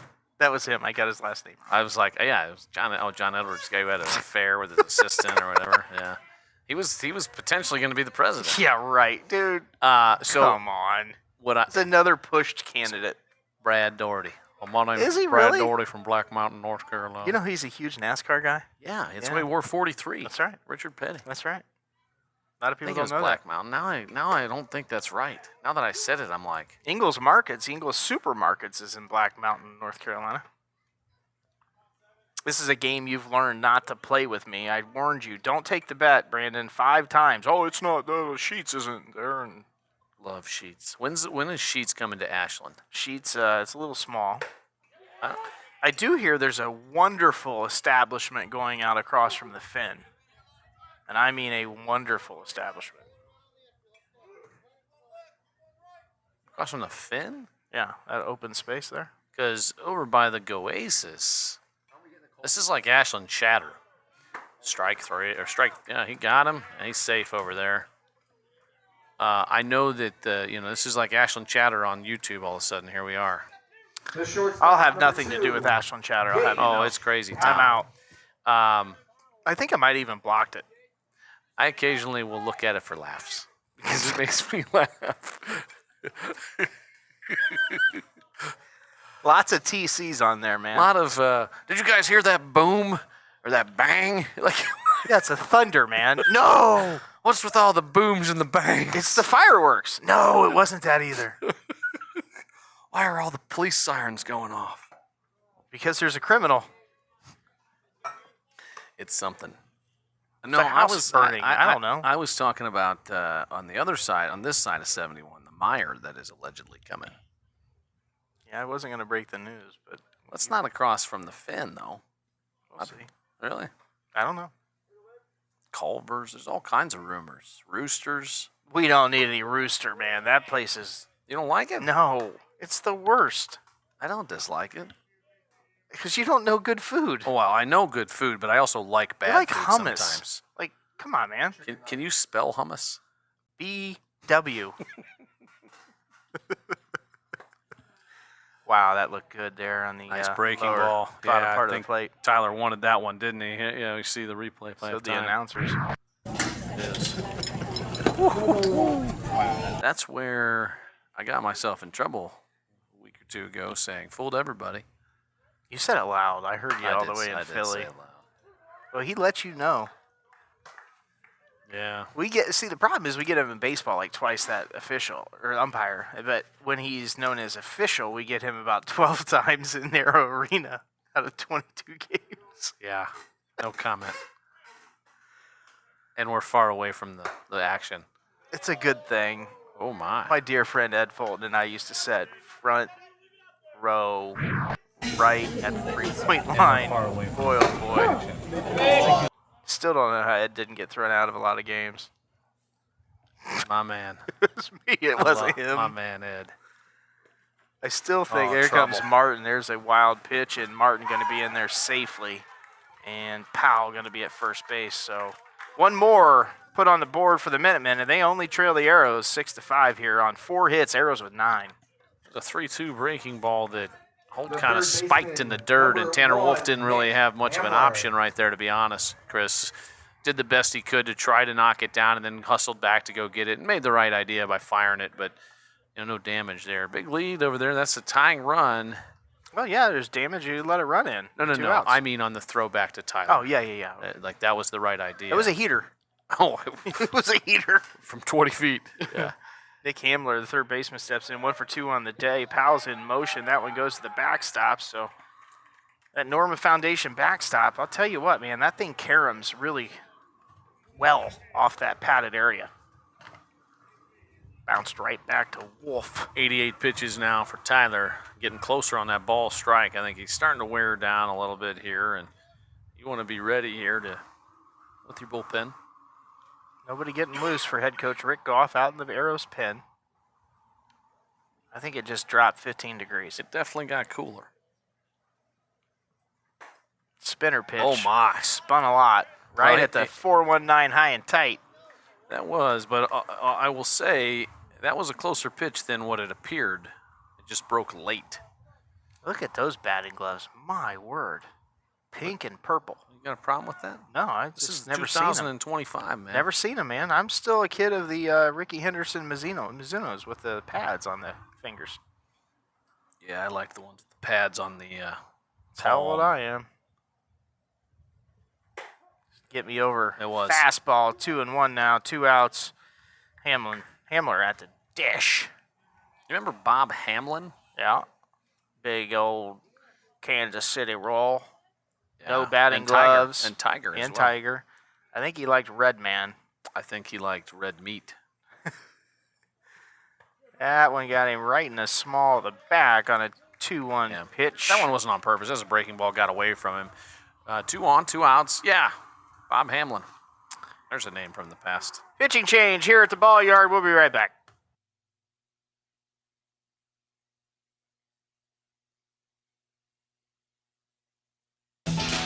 Need a construction team that can do it all? Bo Lacey Construction delivers experience you can trust, done right on time, with free estimates and special financing offered for roofing, siding, gutters, windows, bathrooms, decks, to the highest standards of excellence, quality, and knowledge in the industry. Bring your next project to life with Bo Lacey Construction.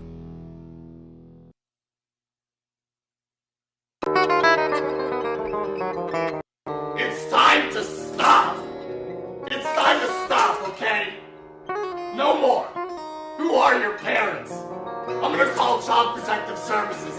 It's time to stop!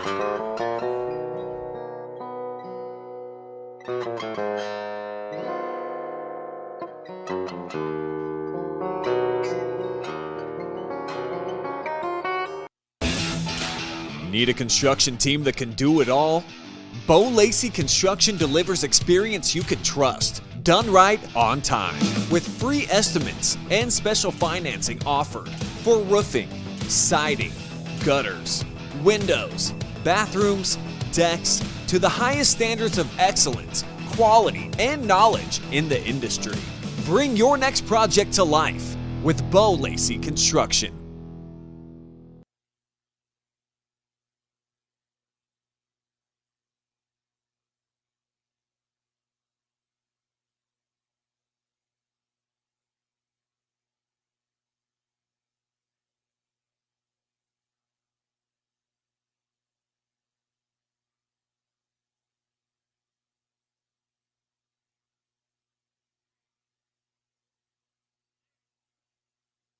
Call to the Pin brought to us by Linway Restaurant in Ashland since 1953. 51. 51. I was Close. just seeing if you were paying attention. Your place for wonderful pie. Rob Stoops, we're still waiting for pie now, and we could go for one. Montgomery. On to pitch, Carson Little for the Arrows. Tyler Holt closed the book on him, but he is responsible for the runners at first and second base. 2 outs here. Comfort control top of the fourth. 1 run plated for the Minutemen, who've knotted or closed it up 6-5. And Max Montgomery in the box here, the 6-hole hitter for Jeff Strickler. Tough spot for Little to come in. 1-run ball game, 2 on, 2 outs. First pitch strike on the outside corner. Good job by Little to get ahead. He's right on top of the plate is Montgomery. Sawed him off. Tanner Wolf comes on, makes the play to retire the Minutemen. We head to the bottom of the fourth. Need a construction team that can do it all? Bo Lacey Construction delivers experience you can trust, done right on time, with free estimates and special financing offered for roofing, siding, gutters, windows, bathrooms, decks, to the highest standards of excellence, quality, and knowledge in the industry. Bring your next project to life with Bo Lacey Construction.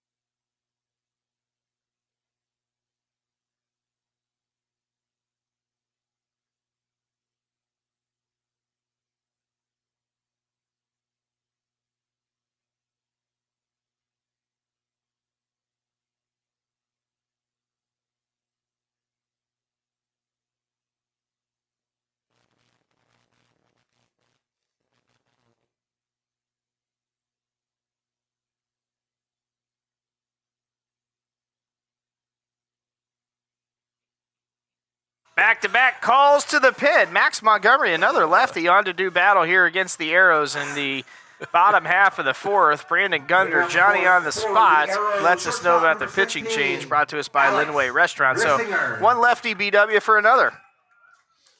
Yeah, that's generally not ideal, but we'll see if he has similar stuff or not. And Arrows with a 1-run lead after getting 2 in the first, 4 in the second.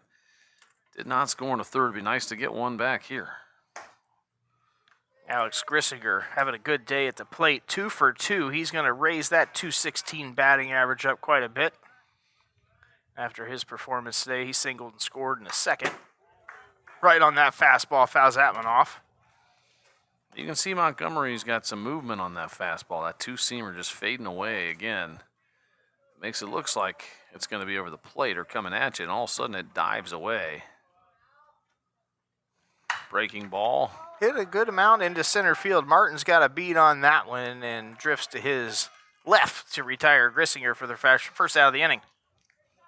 Nice breaking ball down and away, and The designated hitter number 27. Jeez, is that Noah loud? 1-1 Merrill. count.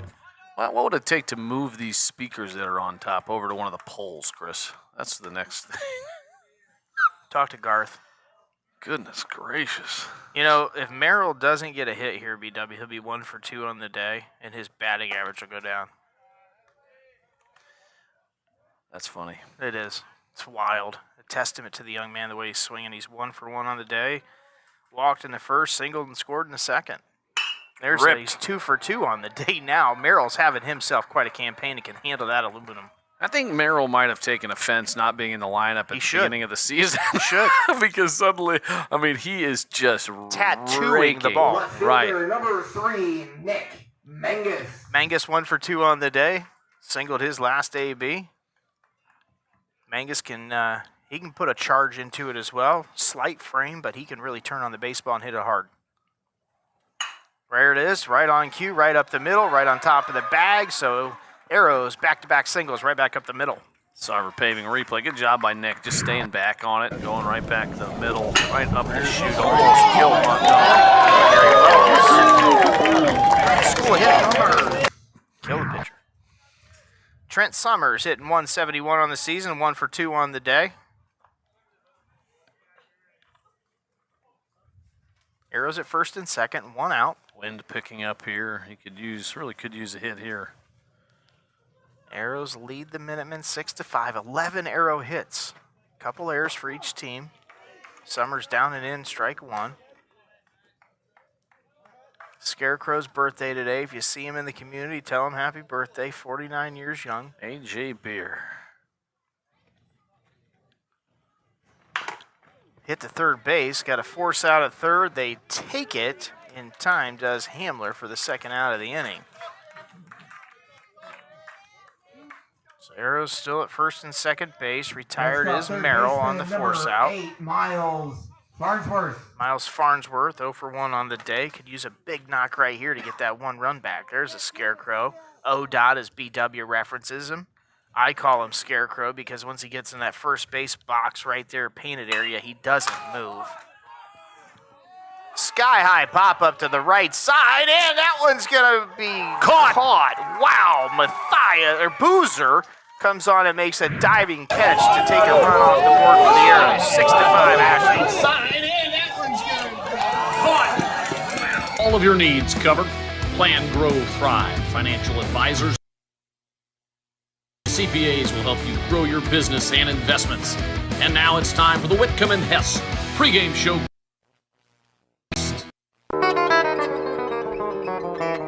It's time to stop. It's time to stop, okay? No more. Who are your parents? I'm gonna call Child Protective Services. It's time to stop.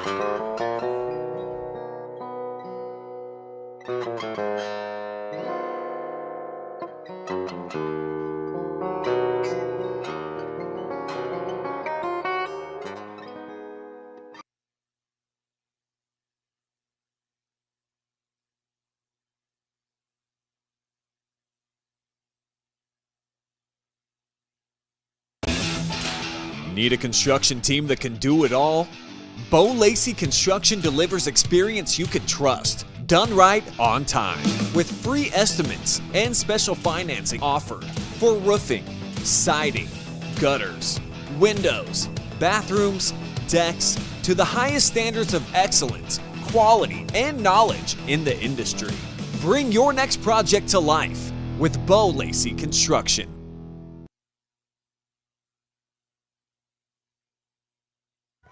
Defensive substitution for head coach Rick Goff. Justin Kaiser, the second baseman, pulled out of the game, and Jake Bryan put in.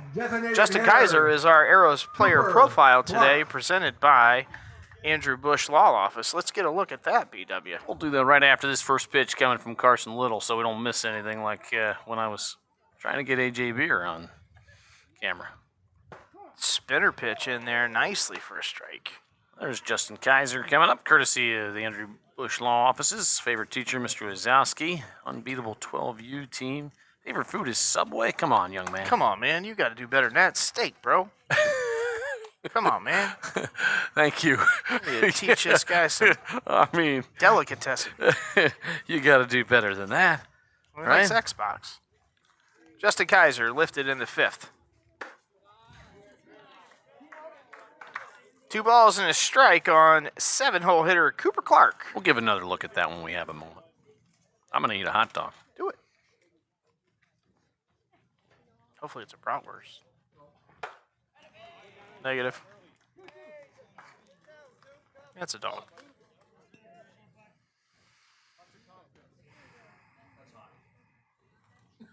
Activity in the pen. That might be Kaiser out there. It is. I don't know if he's the one getting loose. Kaiser is getting loose.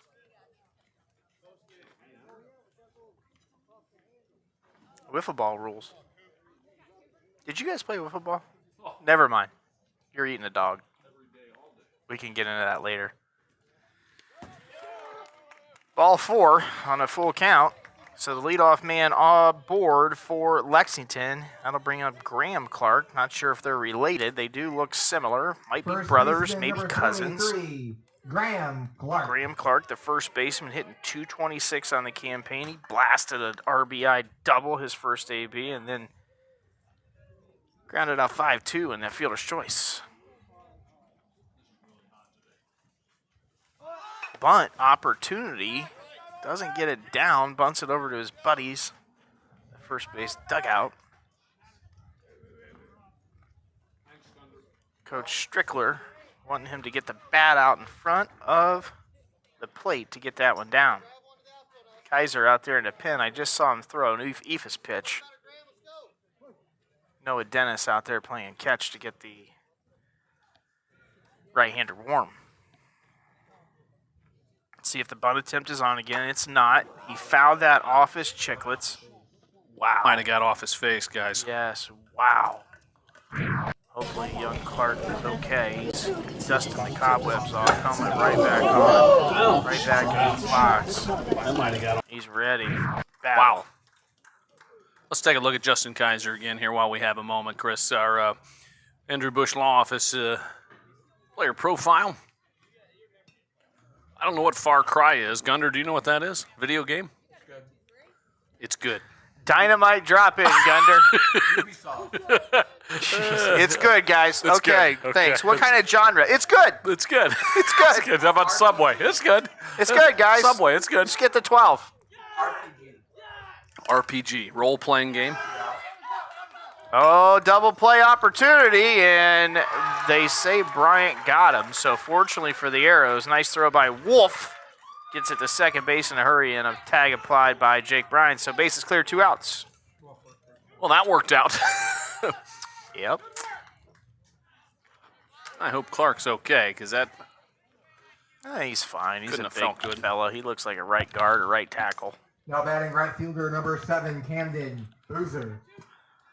Yes, we played wiffle ball all the time, Chris. Yeah. Did you guys name, were you like this player or that Oh, player? yeah. Yeah. We were Juan Gonzalez and Canseco, and nobody was ever Pat Tabler or Corey Snyder. Well, I was. Of course you were, because you couldn't hit. There's some funny things that when I think back to, we played in our backyard, and there's a giant tree in what would have been like left center. Sure. And there was a fence behind it. And so if you pulled the ball right down the left field line, you could hit a home run. And I was always the youngest, smallest kid. And I could never Learned hit how through to this, pull so it. I learned how to pull. And it made me Absolutely. a pull hitter for most of my life. Absolutely. So we played at the park in Hayesville, and there's a ground ball to right side. That's a hit into right field. So Camden Boozer now 1 for 3 on the day, and he gets a 2-out single. But we has to have, over the shelter house was a home run. Into center field, which would be shallow center, was gated off. What if you hit it over the chickens or the cow? In the center field area, shallow center where the second base would be, was gated off. So that was an automatic out because you couldn't go catch it. Did the pig ever come and get the ball? And then down the right side where first base was a fence into a road. And if you hit it to the right side, you were an automatic out. So you had no choice but to pull it Was or hit it dirt bullets. road. Dirt road, I presume. Hit bullets right back up the middle. So that's how we played, and we learned how. And we never hit worth a darn once we get to high school. We tried to pull everything. Similar story to you. Yeah, except I did hit. Well, Division 7 pitching wasn't that great. You're not wrong. You're not wrong. Oh, goodness. I do miss playing. I played hardball until I was about 40. Talked with Rob Obrecht this year, and he was saying how he's playing in the 60 and up Roy Hobbs. So I was playing in the 30 and up for a long time. Chopper right back in the middle. Little gets a piece of it. What a Gris, play. great play. Good job. Oh, he pulls him off there. First base. Summers got to retrieve that ball. We're going to have Minutemen at first and third base. Good effort by Gris. That's a hit. Infield hit. single. Yep. Great effort. And, went off Little's glove and then got redirected, and really great athleticism right there by Alex Grissinger. Only thing he could do. Barehanded like Omar back in the day. Nice play. Dangerous Markel Martin. He's due. 0 for 1 on the day. Couple walks, scored a couple runs. Keep in mind, the Arrows only clinging to a 1-run lead. There's Coach Dew in there signaling in with the headset. There is a scoreboard on the screen, Chris. They can see it. They know what the score is. Thank you to Simonson Construction Services. Oh, no. You got to be kidding me.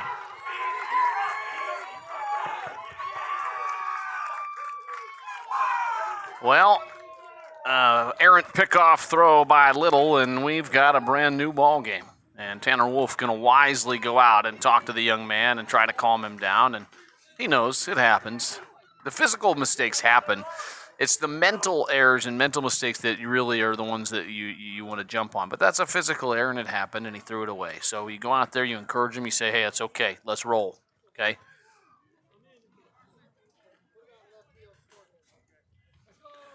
Oh, go ahead run now in scoring position for Markel Martin. A 2-hole here for the Minutemen. Top of the 5th inning. Almost 2 hours in. If this was a Major League game, we'd be on pace for 4 hours. Outside corner. Nice spot right there. Markel Martin didn't like it. So it's Martin against Little.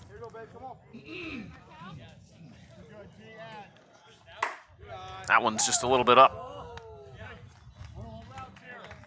The rain looks to be pushed back till later. I think we're going to get this one in. Famous last words. 1-1. Slider on the outside corner, swing and a miss. 1 strike away from getting out of the inning with a tie ball game. Arrows 8-6, Minutemen 7-7. Lex lost 4 in a row. Arrows losers of 4 out of the last 5. The 1-2, breaking ball away. Evens up the count. Farnsworth kind of still guarding that line. Chris shaded up the middle. Brian deep in the hole on the right side. Fouled straight back. Martin had a good rip at that one.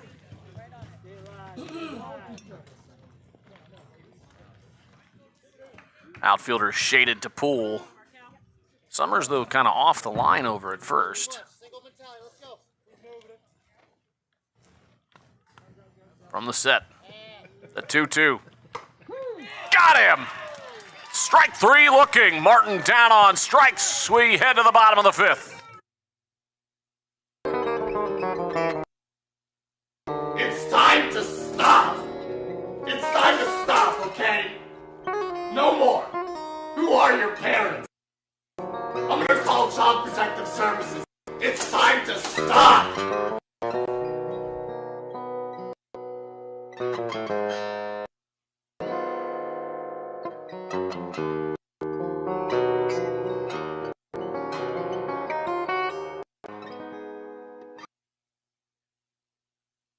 Need a construction team that can do it all? Bo Lacey Construction delivers experience you can trust. Done right on time. With free estimates and special financing offered for roofing, siding, gutter, windows, bathrooms, decks, to the highest standards of excellence, quality, and knowledge in the industry. Bring your next project to life with Bo Lacey Construction.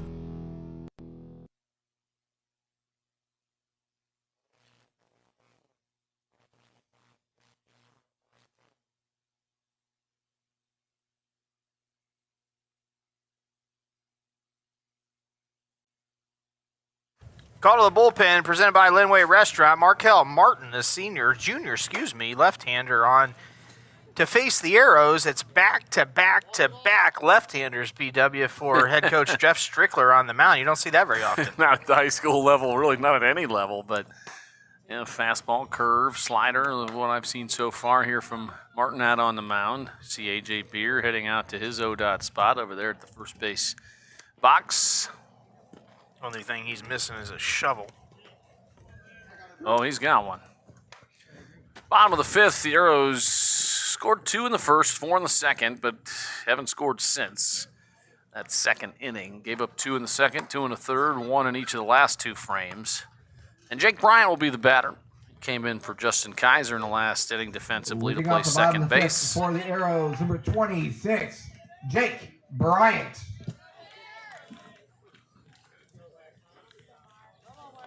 Bryant hitting right side.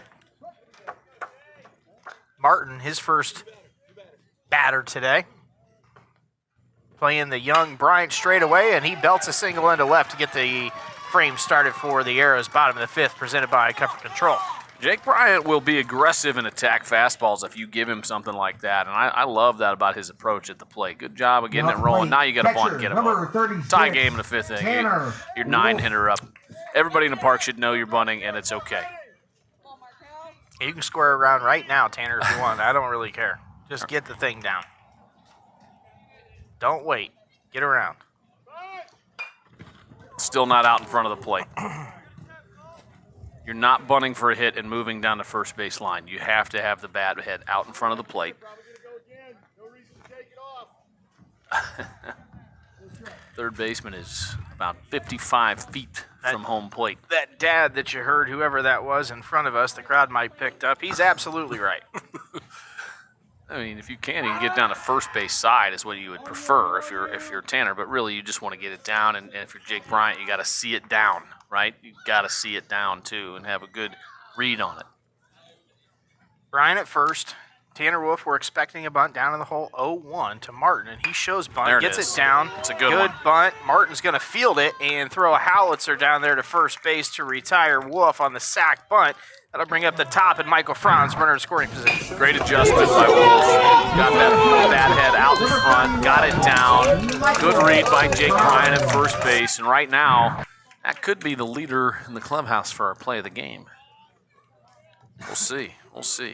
Stay tuned to the Janney.com postgame show, brought to you by Janney and Mansfield. Financial advice from experienced people you can trust. Check out Rich Sturry at Janney.com for all your financial needs. Michael Franz, hotter than a firecracker, 2 for 2 on the day, scored a couple runs. HBP last AB, swinging it really, really hot. He's got his name in contention for OCC Player of the Year, if you ask me. Gunder agrees, Wells must not. Well, I think the hard part for him is that he doesn't pitch a lot, and so some of those guys that hit and pitch are generally going to be your front runners. But that's why we have a pitcher of the year. Bowen. That's true. Probably. That's true, but sometimes that goes into people's minds. Voting. Yeah. Well, there's a lot of politics in the OCC. They like this guy, that guy, and hey, I'll vote for my guy if you over him. And yeah, you got to work the phones. And be relational. Relational in any aspect of life. Yeah, I talk about with students all the time. Franz now 2-2 count. That was a little on the outside corner, but we had a good umpiring today. Like even when you're the head cashier at the depot, you've got to be relational with all your staff. Breaking ball in the dirt gets away. Bryant, good read, a little bit late, and he gets himself over there. Good job. Good job by Bryant to get to third base. That was a hard read because the ball hit off of Franz and stayed nearby. Nobody could read it, but Jake finally saw it and got himself hustled over to third base. And now a wild pitch could score you. Sack fly. Infield comes in. We'll take a run any way we can get it. We haven't plated one here in 3 innings. We're getting one right here. Full count to Franz. Let it go. Great job by Arrows Michael. at the corners. 1 out. Michael Franz just going to second base. Take the first pitch. That's me. Right fielder number 11, Jeff Hickey. Hickey's hot. 2 for 3 on the day. A couple triples, couple runs scored. Just missed the last one last AB. He offered the first pitch and drove it a mile to right field. outfield pretty deep now and center and right. Earned a little respect. Well, he's hit both of them to the right side. Good Over job there by Eichhorn back there. Good stop. Right field's known as the Bermuda Triangle here. Bud Plank Field at Archer Arrows Park. I think that was a changeup, low and away. Franz not running on the pitch. Ron's still standing at first base. 1-0 count. Bryant, decent speed at third.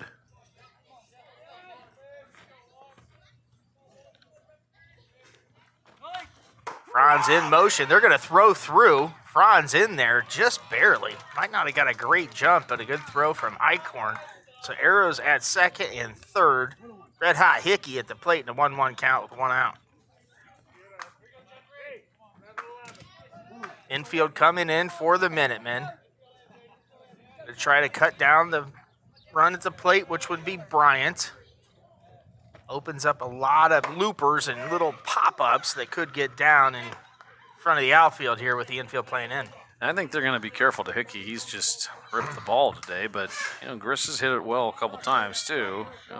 Line drive his last at bat into left center. Big count here for Hickey to hit out of 3-1. Martin struggling to find the zone. Your spot, your speed here, right? You pick one spot and one speed, which should be a fastball, wherever you like it here on 3-1. If it's not there, you spin on it. 10 after 7. You're going to run out of daylight. He took something off that and went down and away. Hickey swings through that one now. Full count, 1 out. Minutemen still playing up. Outfield playing a pretty deep death all the way around. Franz fast enough. Something in the outfield will score Franz. Blasted left field. That is hammered down the left side. That's burnt toast. Montgomery shows us what's number. It's gone. Hickey gets it out of the yard. 3-run shot. Jeff Hickey, the sophomore, having a day. Are you kidding me? That ball was tattooed out of here. Hickey. And the Arrows are up 9-6. Yes, sir. It's the second dong we've seen hit out of Bud Plank Field, Archer Arrows Park in 3 years. That was blasted. Just kept traveling and traveling and traveling. Hickey in a full count turned on that one. Said, I don't only hit it to the right side a ton, I hit it to the left side a ton too. Got that one up in the jet stream and rocked it out of here for a 3-run bomb, and the Arrows are on top, and that's our Bo Lacey play of the game right there. I got to tell you, brought to you by Bo Lacey. Experience you can trust, done right on time. That's a dagger too. Arrows take a commanding 9-6 lead now. 13 Arrow hits, 9 runs. Griss showing bunt, bunts it up. Eichhorn going to catch that one. Griss going to be retired for the second out. Great catch by Eichhorn. Great hustle and effort coming out of that box. All that gear on, really tremendous play. I like the idea, though, by Griss, right? After the home run, catch him sleeping a little bit, try and get one down. I like it. Just couldn't quite get it down. Cleanup hitter Noah Merrill comes up 2 for 2 on the day. It gets hotter than a firecracker, too. And a couple singles on the day. I got an idea who our player of the game is going to be at this point, but we got a long way to go. Oh, breaking ball up. Yeah, I mean, Jeff Hickey is definitely a leader in the clubhouse. Game's not over, Chris. We got a long way to go. We got 2 full innings still. 7-10, it'll be 8-10, might be 8-40. BG before you get out of here. Blasted $7 donation. Tell you what, we've been hitting it all over the lot in front of us. We haven't lost a lot of board budget dollars, only 21. Oh, Mr. Summers down there will be happy to hear that if he's watching this back. Oh, I'm sure. I guarantee he watched it back. Oh, nice That's slow breaking ball and a beauty. Took one. That was the super slow curveball, and I like it. Arrow Junior Varsity getting the memo. Take care of the Minutemen 13-3 over there in Lexington. TCB. 2-2 to Merrill. 2 outs. I'm trying to think. Low East played down in Lexington. Charge them double. 1285 Winery, which is a fantastic blueberry patch. It's awesome down there. Yeah, we played down there a few times. Great spot. Take your word Good food. for it. Yeah. Right on Henley Road. Yeah, I don't know anything about Henley. Yeah, Russell Henley. Walked him on Don Henley. full count. Yeah, I know him too. He's in my phone. 2-out walk issued to Merrill. That'll bring up Nick The left Mangus. fielder, number 3. 2 for 3 on the day. Look at this card, BW. 2 for 3. Everybody's got a single knock at least, just about. A couple guys looking for their first knock, but the Arrows doing a good job putting the ball in play, and that 36% strikeout rate going to go way down after today's performance. And Mangus off to the left side. Shortstop Powell comes up throwing.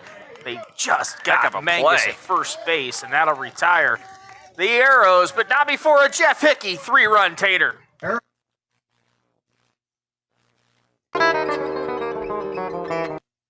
It's time to stop.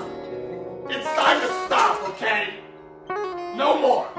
Who are your parents? I'm gonna call Child Protective Services.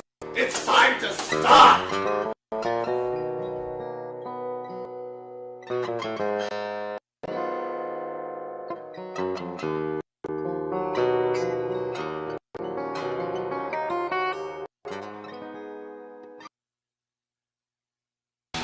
Need a construction team that can do it all? Bo Lacey Construction delivers experience you can trust. Done right on time. With free estimates and special financing offered for roofing, siding, gutters, windows, bathrooms, decks, to the highest standards of excellence, quality, and knowledge in the industry. Bring your next project to life. Bo Lacey Construction.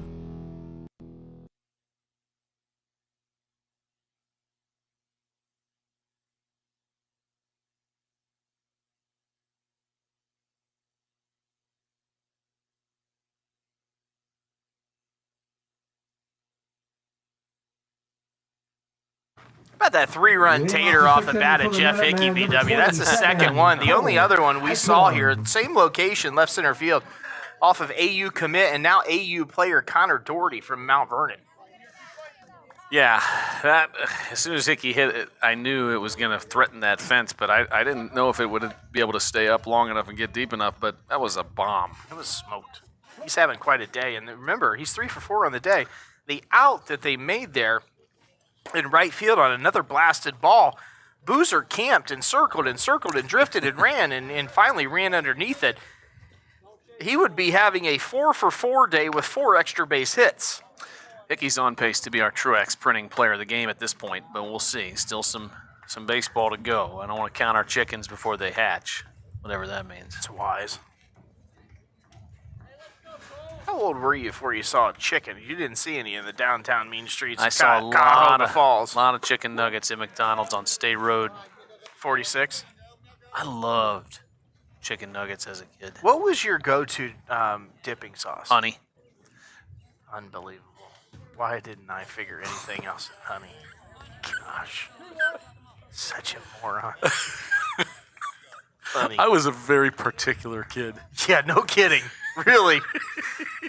No one would have guessed. I didn't want Very any condiments. particular adult. No condiments. How old were you before you started liking ketchup? I still don't like ketchup. Oh my gosh, I've heard it all. But you'll eat all triple sugar, noise. corn syrup. But you'll hammer triple noise. Yeah. It's a lot more natural. It is, a lot of peppers. Ketchup is just so mustard. much high fructose corn syrup Don't and tell, sugar. Don't tell John Kerry that. He'll be mad at you. Oh, you rung him up. Don't run to first base yet. First down of the inning. Never Strike run. out. Never take that The into your own shortstop, number hands. 2, Nice pitch on the Gage outside corner right there.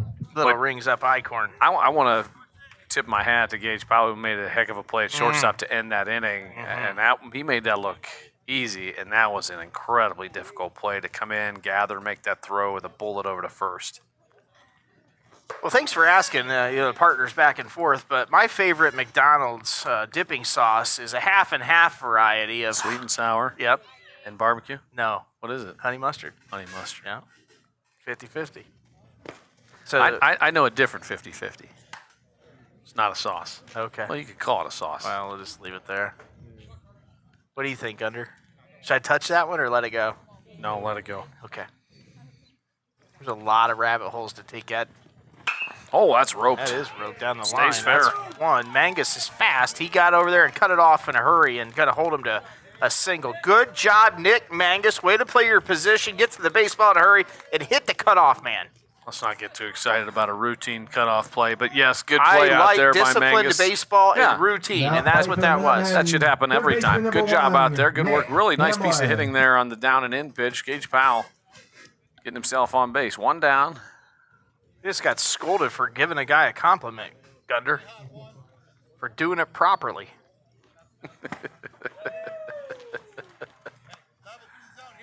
Hamler hitless on the day, I believe. Or 1 for 2, or 1 for 1. HBP and a walk. Single scored in a second. That was close. Little challenge in that pickoff move again.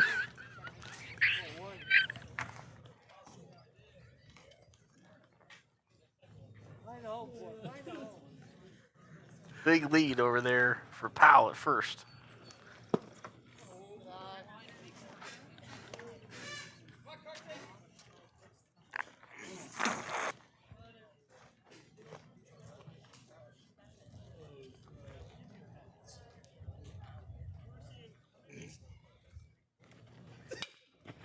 Chopper down the 5-6 hole. That's going to get to left field. That'll be Minutemen at first and second base. Good job hitting by Hamler. He's now 2 for 2 on the day. Moving up to second base, Gage Powell. That'll bring up Max Montgomery. Don't forget our next broadcast will be Friday here on Lord the willing, Ashland approved. Arrows Broadcast Network, hosted by YouTube. I'll see who is going to join me up here in the booth on Friday. Chris is on assignment. On assignment. Might come in late, you said. Who knows? See. Tea times, priorities. Those that know me know that my most important job in life is father and dad and husband. And I, like you and Mrs. Wells, attend events. Well, that's the same reason I had to back out of volunteering Saturday at AU's commencement, because it was going to be more of a 2/3 of the day, but Henry has a soccer game, so I got to get to that as well. Absolutely. I said, nope, I'm sorry. 2 outs now for the Minutemen in the top half of the Comfort Control 6th inning. No runs across. Huge spot here for Little to keep that 3-run cushion. 7-hole hitter Cooper Clark. 0 for 1 on the day. A couple walks. Scored a run. Wolf throws a heater into left field. 9-7.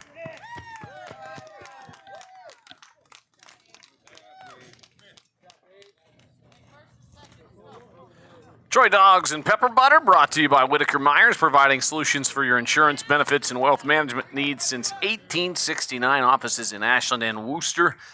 Thanks to our friends at Whitaker Myers, the triple noise was pretty hot, and the triple solutions are as well.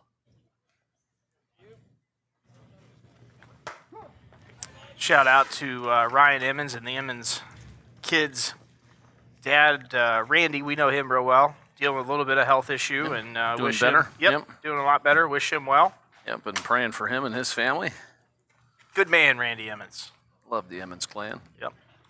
You say it's with such Hatfield McCoy love. Chris fires a bullet across the diamond, picked out of the dirt by Summers. 9-7 Ashland.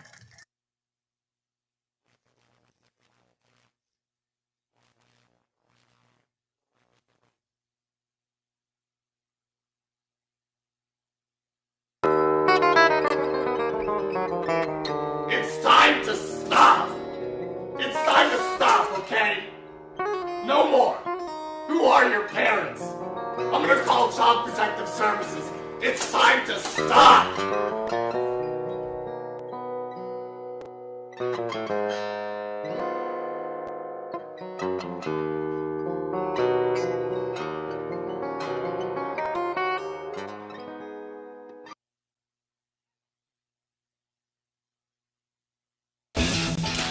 Need a construction team that can do it all?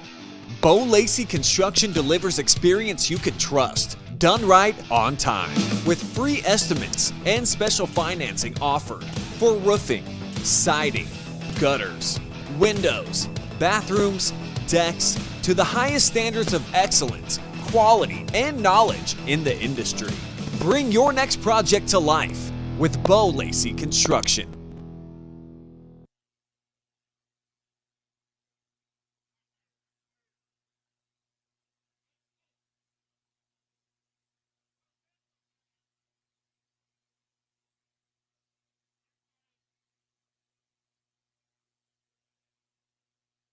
That right there on the right side of the screen, the Scarecrow, 49th birthday. Happy birthday to AJ Beer. If you see him in the community, wish him a happy birthday. The Arrows Leading off the sixth lead inning the for Ashland, Minutemen number 9-7. two, Scheduled hitters this Trent inning: Trent Summers, Summers. Miles Farnsworth, and Jake Bryan for head coach Rick Goff. Summers had a heck of a dig on that last play on the throw from Gruss. Nice job to get the Arrows out of that one. Let's be honest, he's had a few of them today. Swings at that chalk fastball on the outside part. Down to the count 0-1.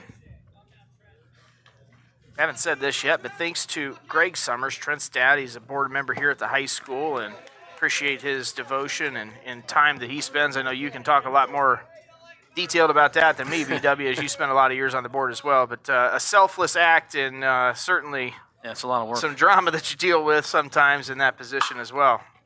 A little chopper down the line. Yeah, I mean, it is a thankless job because you're never going to make everybody happy. Nah. And, just make me happy.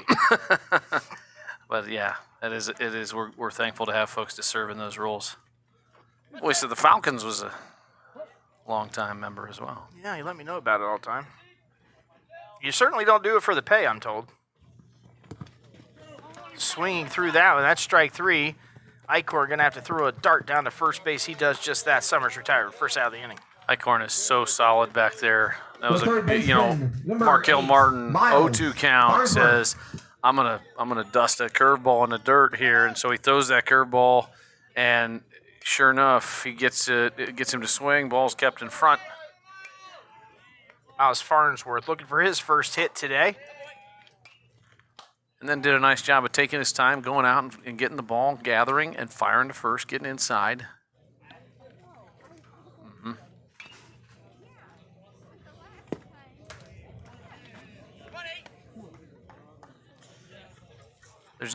Lex has guys hitting off a tee over there, which you're not allowed to do in the middle of a game because of the noise.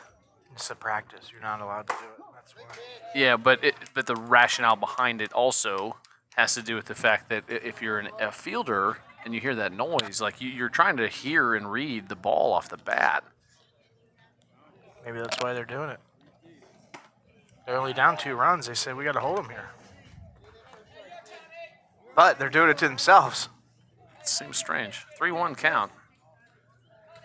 Beautiful day at the yard, I'll tell you. Rain's Getting held dark. off. But yeah, we're working on a 6-hour game. Well, he's got a chance here. Nobody there. Get there! Safe. Farnsworth with an infield single. And he was due for some good luck. Yes, let's be honest. And you saw right there, first baseman take off and thought he had a chance at that one. And by the time he realized he didn't, it was too late. And Clark tried to get back, but it was too late. Markel Martin then had to get over. And a pinch runner going to happen right here. Going to get Noah Dennis into the contest. He's going to pinch run for Miles Farnsworth. We would expect Farnsworth to re-enter after getting an appearance from Dennis.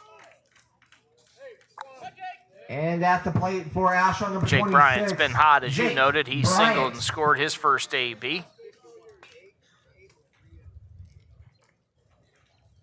51 for 8. 8 will re-enter. As suspected, Noah Dennis runs for Farnsworth. Farnsworth will re-enter. Yes, sir. You don't need to check with us. This is not a proper. I like it. I do like too, but this isn't a proper. I like it. Don't worry about it. Don't worry. Come on. Give the guy some credit. I These guys just- have been great. I just did. Are you finding stuff just to pick on for no reason? I'm going to start calling you VOT. Oh, I got him on the hand. Ooh. Ryan finds a way to get himself on base a lot. He's been hit by a pitch a handful of times this year. They gave it to him. Now, wait a second. I don't think so. This might get undone. I Home plate umpire going out there to talk to the field I ump and don't say, think was that over the plate? so. If it's Got over the him on the handle. if it's Yes, that's right. yeah. And if it's over the plate, especially, they're going to say hit the knob. Okay, no problem. Jake did the right thing. Turn and run. Did. Yeah, I mean, drop the Make bat him and run make to a call. first base. Yeah, that's okay. It's exactly what you do. Yep. I think that was the right call. I think it was a great call. I think it was well done by Bryant to get out of the box, run to first, make him make a call. And the umpires did the right thing, too. They came together. Got it right, Yep. as you say. Hey, can you turn on the lights, the outfield for the outfield? Yeah, I'm going to turn those $378,000 lights on here. Give me 10 minutes. That'd be awesome. If I win the Powerball, I would put lights in here. Nah. Why not? You're talking like 400 or 500 million. What? No, What? I mean, if I win that 400 or would 500 be required million, that you'd have to want to play night games. well, it's for the summer and hosting tournaments and all kinds of stuff like that. And yeah, night games are awesome. They're great. Night games are amazing. We got a night game tonight. Kind of. Well, I tell you what, if we had lights, they'd be on right now. It's that dark. Yeah, that's true. It is the bottom of the 6th. That spot there to the right side of the home plate area that's cut out with beautiful colored dirt proper. That real dark spot there that looks like a rain cloud just camped there for an hour. That was removing the tarp earlier when we got here. We saw that move. About 68 gallon of water fell off in that 17 square foot area. AJ Workman pulled that tarp off all by himself. He's so strong. All that water on it. He said, I got it. He said, I got it, but he should have said, hey, 6 more of you cats, come here and grab it. 100% it was the wrong move to do. Because you could have got the grass, could have got it into the grass where the drainage, and all that kind of stuff. But Like all that stone we put there, too? yes, The drainage stone? yes, Yeah, okay. yeah. But I was still nonetheless impressed with his Herculean effort. And he doesn't play football. Head coach Scott Valentine was here, our Wickham and Hess game day guest. I want to go talk to that young man. Bender rung him up. That was a nice pitch from Martin, second out of the inning. That's a great pitch on the It outside was. corner. It really The was. catcher, number So Martin 36, working on a couple strikeouts this Tanner inning. Tanner Wolf. Wolf going to get to the box. We're in the bottom of the 6th, presented by Comfort Control. This game's not over. You know what the hardest 3 outs are to get, Chris? First 3. No. Not the first 3. Tanner Wolf 0-1. Arrows with a 2-run lead. 14 arrow hits, 2 errors. 7 runs on 8 hits, 2 errors for the Minutemen. Arrows will have the top of the lineup if Wolf reaches safely, Wolf. or if they give up 2 when we come back in, looking to win it. That'll be 31. Michael Franz, certain surefire first team OCC selection. Might have something to say about the Player of the Year selection as well. Gonna Yeah, have it's- something to say about district in all Ohio as well. The hard part there is if you don't win the district, or if you don't win the conference, or you're not the second, right? If you're not one of the top 2 teams in the conference, usually you don't get those awards. That is strikeout the side for Martin. Arrows Arrows up in the 6th 9-7. inning, We head no to the top of the runs, no 7th. errors.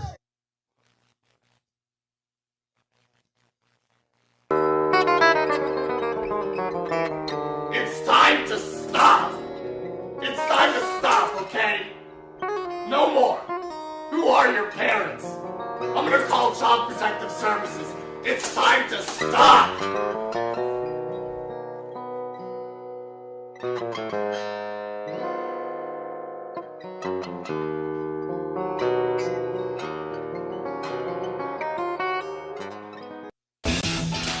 Need a construction team that can do it all? Bo Lacey Construction delivers experience you can trust, done right on time, with free estimates and special financing offered for roofing, siding, gutters, windows, bathrooms, decks, to the highest standards of excellence, quality, and knowledge in the industry. Bring your next project to life with Bo Lacey Construction.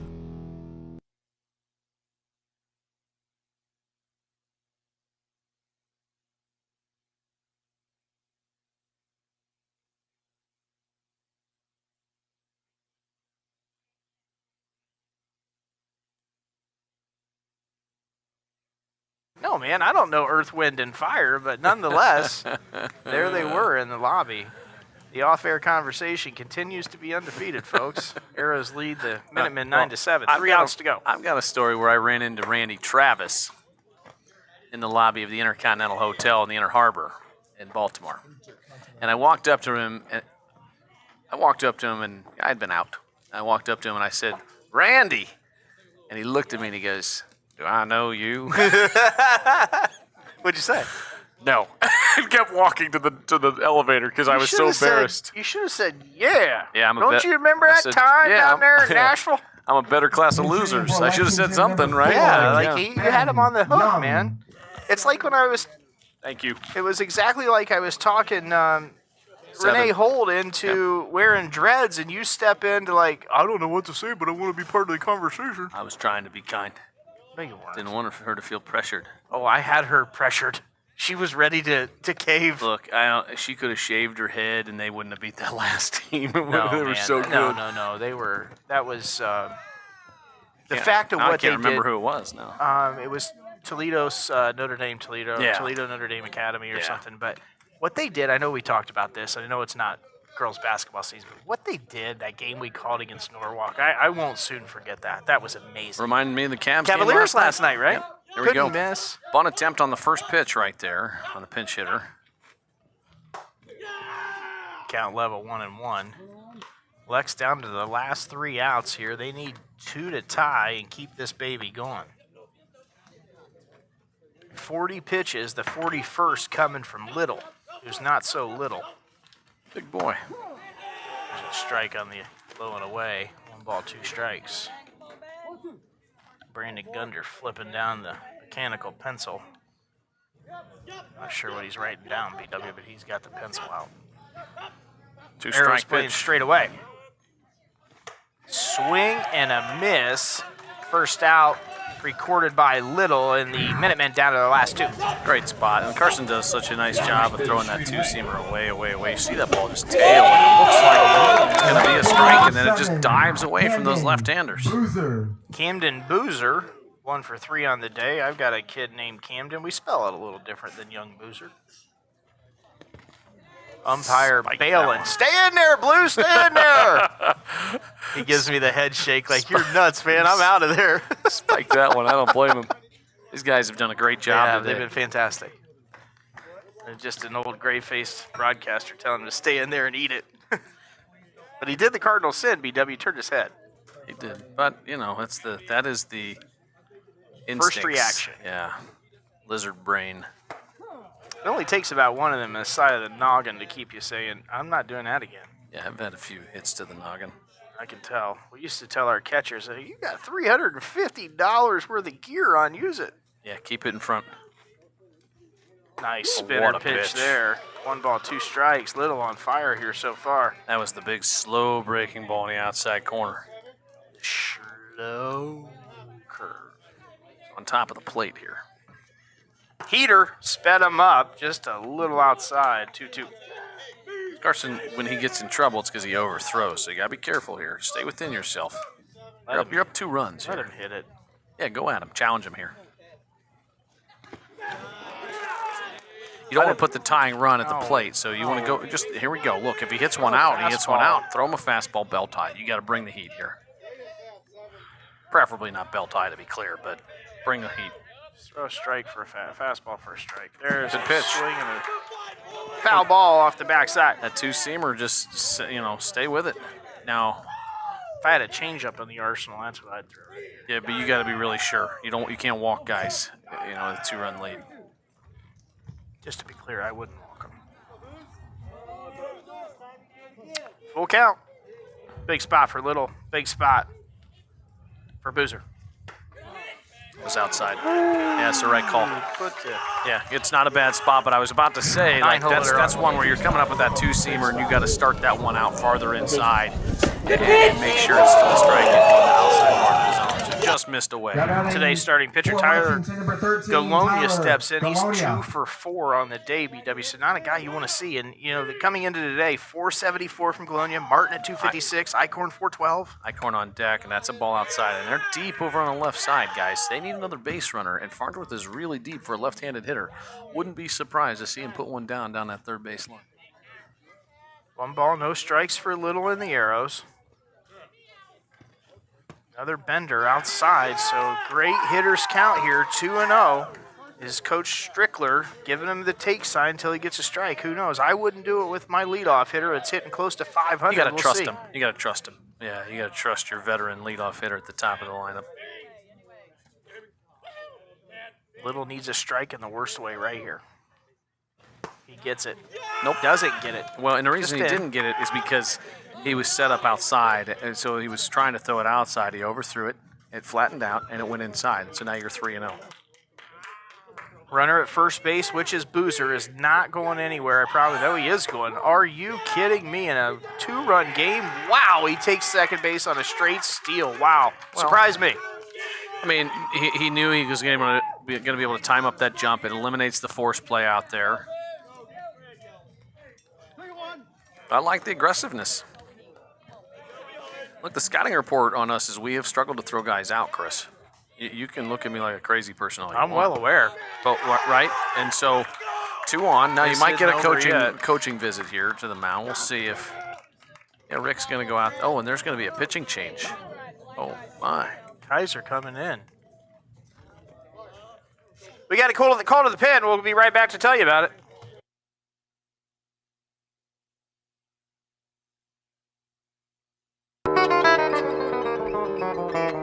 It's time to stop! It's time to stop, okay? No more! Who are your parents? I'm gonna call Child Protective Services. It's time to stop!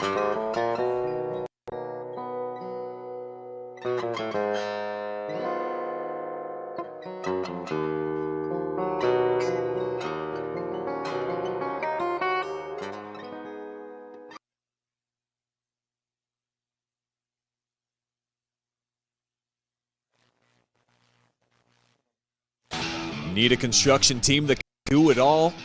Bo Lacey Construction delivers experience you can trust. Done right, on time. With free estimates and special financing offered for road, siding, gutters, windows, bathrooms, decks, to the highest standards of excellence, quality, and knowledge in the industry. Bring your next project to life with Bo Lacey Construction.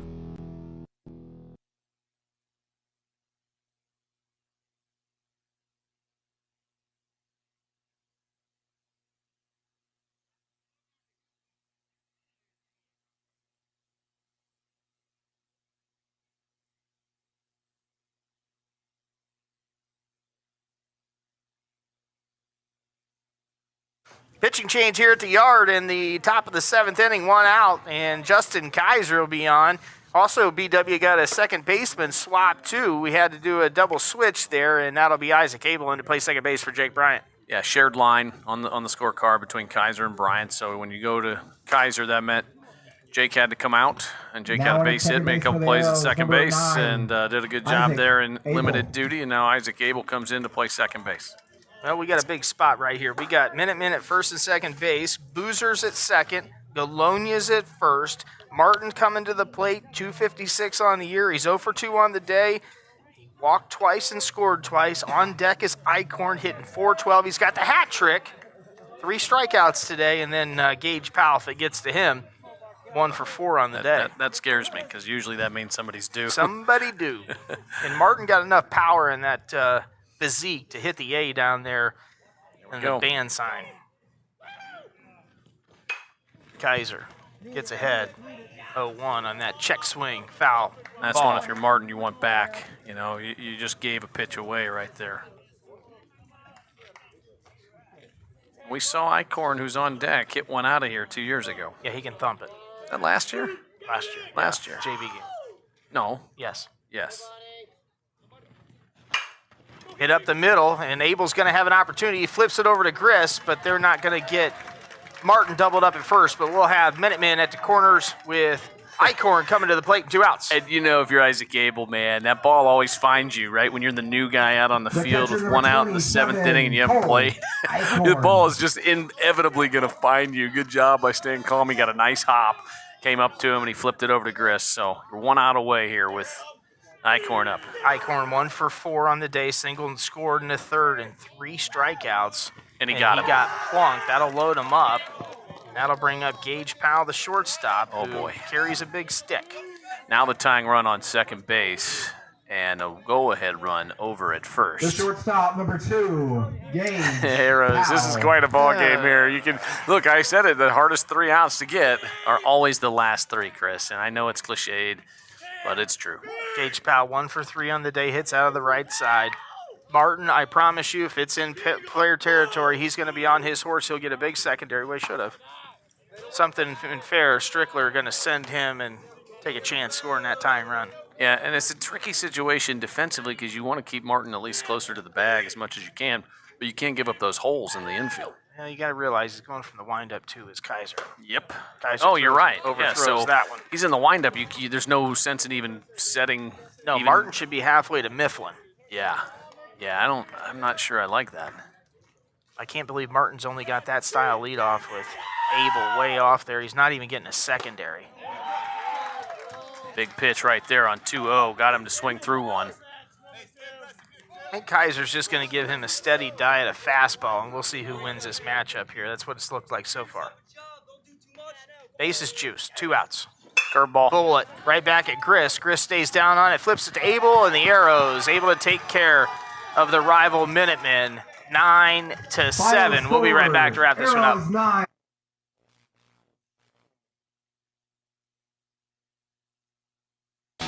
Need a construction team that can do it all?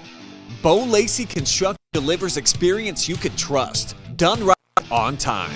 With free estimates and special financing offered for roof, siding, gutter, windows, bathrooms, decks, to the highest standards of excellence, quality, and knowledge in the industry. Bring your next project to life with Bo Lacey Construction.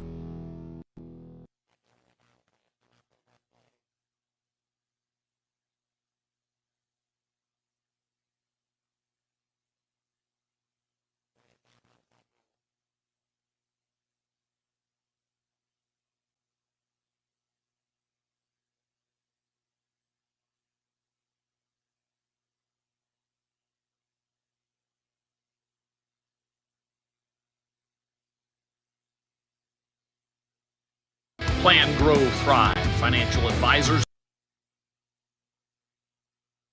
CPAs will help you grow your business and investments. And now it's time for the Whitcomb and Hess pregame show. It's time to stop! It's time to stop, okay? No more! Who are your parents?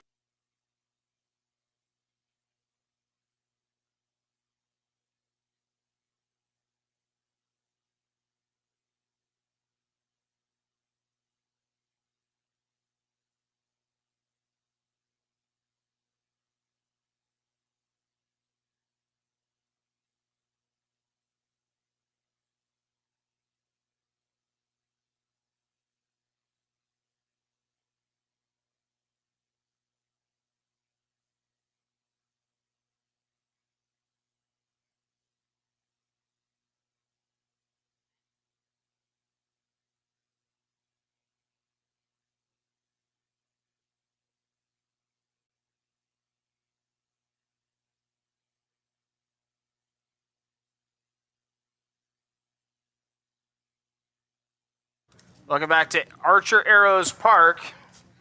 Truax Printing Player of the Game, Jeff Hickey joins us. Before I introduce him, I'm going to read some stats.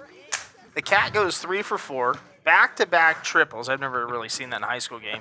And then he flies out to the Bermuda Triangle on right, and it was a circus under that trying to catch it. Luckily for the Minutemen, Boozer does catch it, but that thing just about burned him. And then he turns around and says, I don't only hit it to the backside, I hit it to the left side too, and he gets a 3-run shot over top of that Boland Jewelers sign out there on the left. Good game, man. Thank you. Is that the first one you ever hit out of here? Yeah. In a game? Yeah. I hit it and then I was like, that has a chance. I was stoked. That was my question was, did you know when you hit it? Because I've hit a few, and I only once did I ever hit one, and I was like, oh, that's gone. So Brandon and I have been doing games for 3 years. I got to tell you this. That's the second home run we've ever seen here. Do you know who hit in the other 3 one? years. No. Icorn. Oh, there you go. That's not true. That's no, Connor Doherty hit one. Doherty, Connor who Doherty plays hit for one. John Shalley at AU, hit one here into the wind in a bullet, and it's taken that long to see another one. But good job. You saw the ball really well today. Thank you. Yeah, I felt really good at the plate today. I could see about everything that was coming towards me. So Do you think it's because they were lefties? You just got a good view of the ball, or is it I just? think so. Yeah, because This was a big one against Lex, right? You guys needed this one to stay in the race for the OCC. What was the feeling in the dugout like today? it was really intense. I mean, our energy was up the entire time, so it was fun in the dugout too. So Good. So you had 10 bags, right? Oh, You got really? You got 4 on 1 and Oh. 2 triples. That's 10. Two Yeah. triples. Come on, man. Yeah. You're going to Ashland. You gotta represent I a know. little higher than that, man. That's basic Sorry. math, right? So you get 10 total bases. That's what we call those. You score 3 runs. How many RBIs? I had you 5 or 6. I think 5. 5 tonight, so- RBIs. That's what Brandon guessed. So, Yeah. is that the best plate appearance Oh, you've ever had in a game? Yeah, that was Yeah. the best plate hit. I mean, hits in general too. I've never had 2 triples in a game. When's the last time you hit a home run? I think 3 summers ago, probably. So 3 summers ago. it's been a while. Yeah, it felt good. There's yeah. nothing quite like hitting a home run, right? Yeah. You got congratulations on the win. This is Thank a big you. one. What's the message going forward for your guys? And what do you guys need to do to go back to Lexington tomorrow and get I another mean, win? I think we should just keep this intensity. I mean, today, at the plate, I think we all hit well, not just like Aggressive, right? Yeah, Everybody's aggressive. We were all aggressive, and I think in the field we did good. It's just mental things we gotta kind of fix. So Yeah. Did you tell the Scarecrow happy birthday? yeah, Do you watch these broadcasts back? no, You don't? You're going Good for to you. today. You might Yeah. want to watch this one. That's his nickname is the Scarecrow. So go tell Coach Beer happy birthdays. All Just right. call him a Scarecrow. Truex Printing Player of the Game, Jeff Hickey, the right fielder for the Arrows. 10 bags, 2 triples, and a 3-run tater. Good job, buddy. thank you. Yep. What's for dinner tonight? You getting something good now? Steak. I Steak. think some steak. Yeah, there we go, brother. Do it. All No right, hummus. my man. We'll be right back with head coach Rick Goff right after this.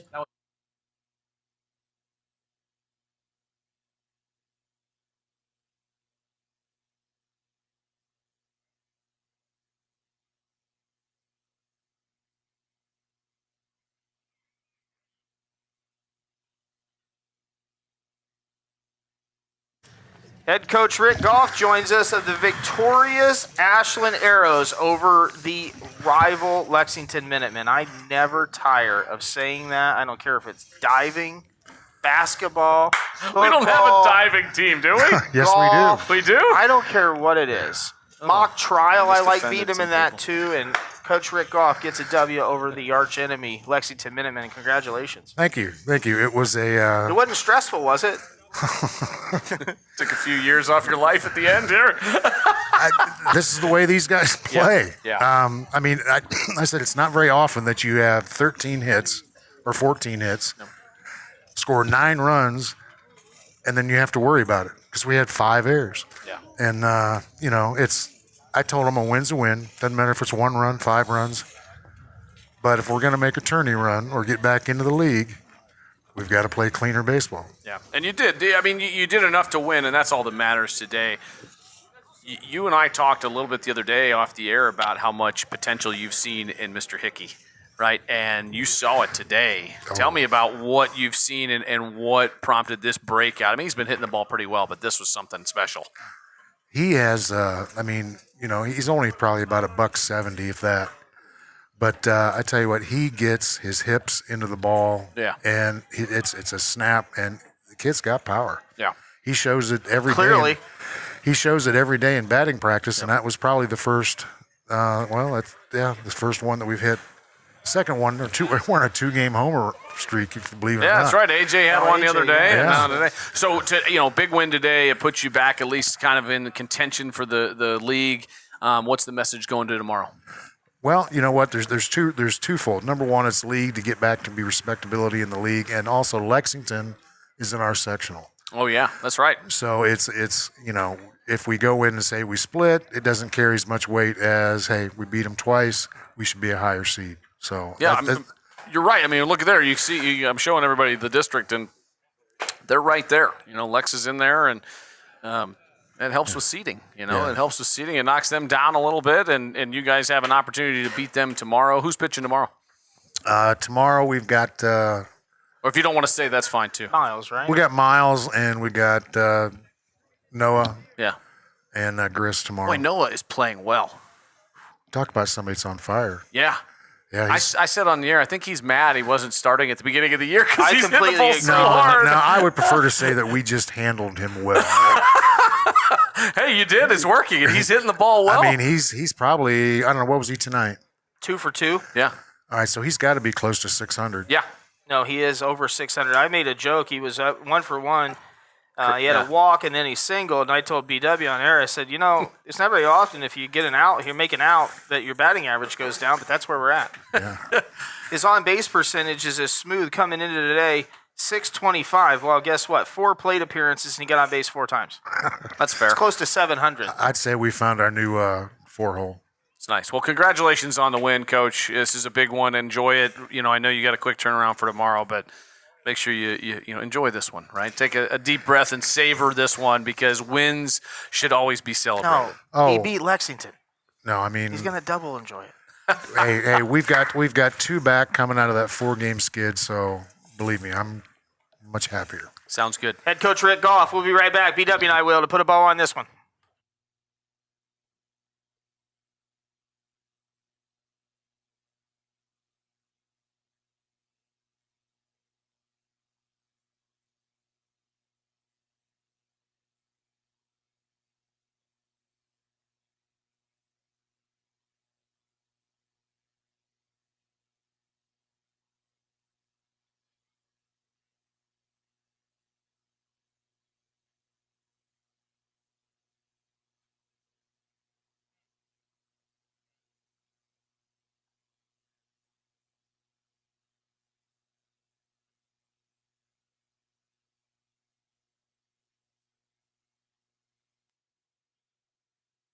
Welcome back to Bud Plank Field at Archer Arrows Park. I'm Chris Mowry. I'm joined by Brandon Wells. As always, you can see head coach Rick Goff up here with us, assistant coach and birthday boy, 49 years young, the Scarecrow, and Justin Dew watering down the yard here. Arrows get a win, BW, 9-7 over the arch rival Lexington Minutemen. We'll see if they can't sweep them tomorrow, and Arrows improved to 9-6 and 4-3. You heard Rick Goff say it. And they need a sweep tomorrow to hopefully get back into contention in the OCC and respectability, to use his word.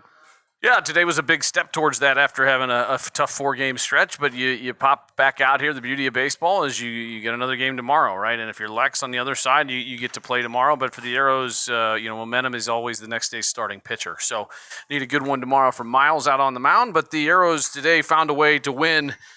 I didn't have them marked for 5 errors, but maybe they did. So a couple of throwing errors that were in there that I didn't mark, but they found a way to win because they were aggressive, and when you're aggressive, it covers a multitude of sins. Well, the Arrows victorious here. They move again to 9-6 overall, 4-3 in the OCC. Special thanks to Wickham and Hess game day guest Scott Valentine. Go back and check that one out. For Brandon Wells, I'm Chris Mowry. Take us home, BW. God bless, Godspeed, and go Arrows!